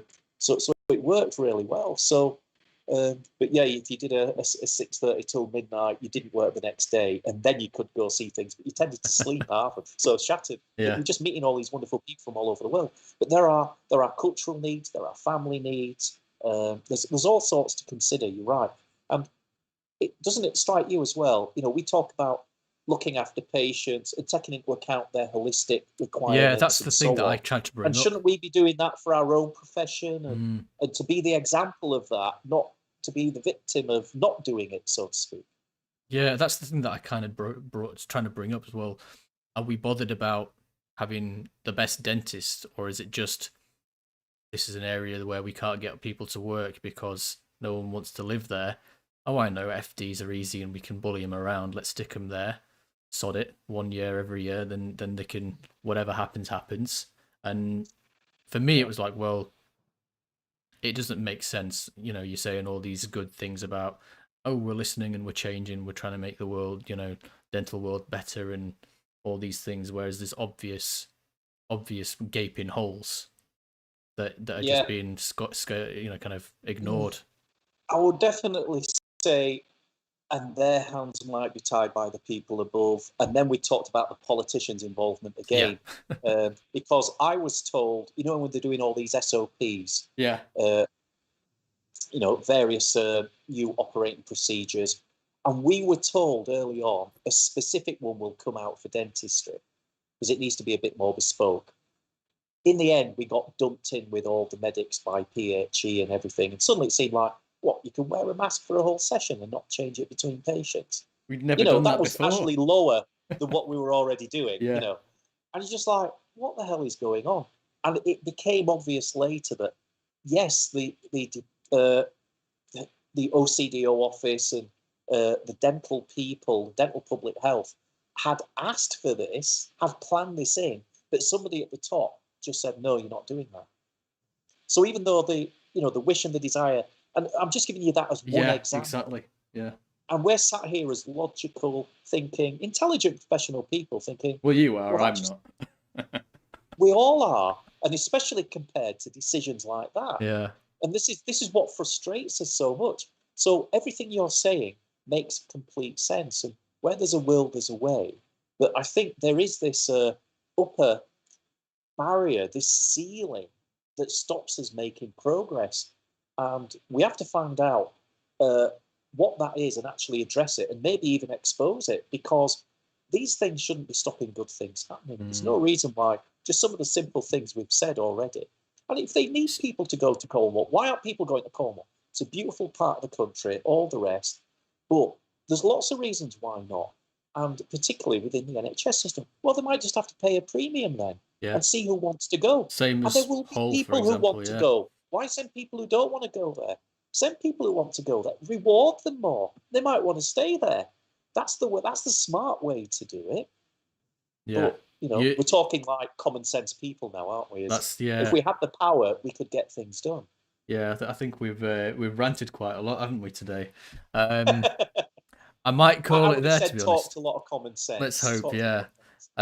We've hit 2 hours, mate. I think we'll call it a day there. It's been amazing to have you on. The electric meter gonna switch off. No, but I think we don't want to make you too tired and have too much of your evening off. No, thank you for having me. It's been a pleasure. And all I would say is, look, wherever you are in your career, whether you're that first year dental student, about to graduate this year, next year, starting off in practice, whatever, make your own plans, invest in yourself, time, effort, acknowledge where you need more help, seek it proactively. Just make yourself not just a better dentist, but a better person, a better carer, and so on. And that's the journey we're on in life. Yeah. It's continual. So do that, and hopefully you will have a happy, healthy, content profession and life going forward. Guys, this has been incredible. It's been a huge pleasure to have Tony on. I think we've taken more than one gem of information from Tony this evening. Make sure if you are new to, make sure you subscribe, like the video, leave a comment, ask us any questions or have any comments that you had, and I'll try and get back to them as soon as I can. If you've been enjoying the content I've been putting up on YouTube, on Hotpot Podcast, or on Dentistry Insta on Instagram, have a little look at the Patreon group if you'd like to support me further.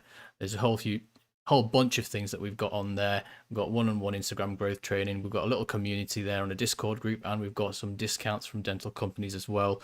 So if you're interested in any of that, and also a dental photography checklist actually. So check that out if you want, guys. Starts from £3 a month, and I do appreciate it. It's how we get things like this nice little microphone there.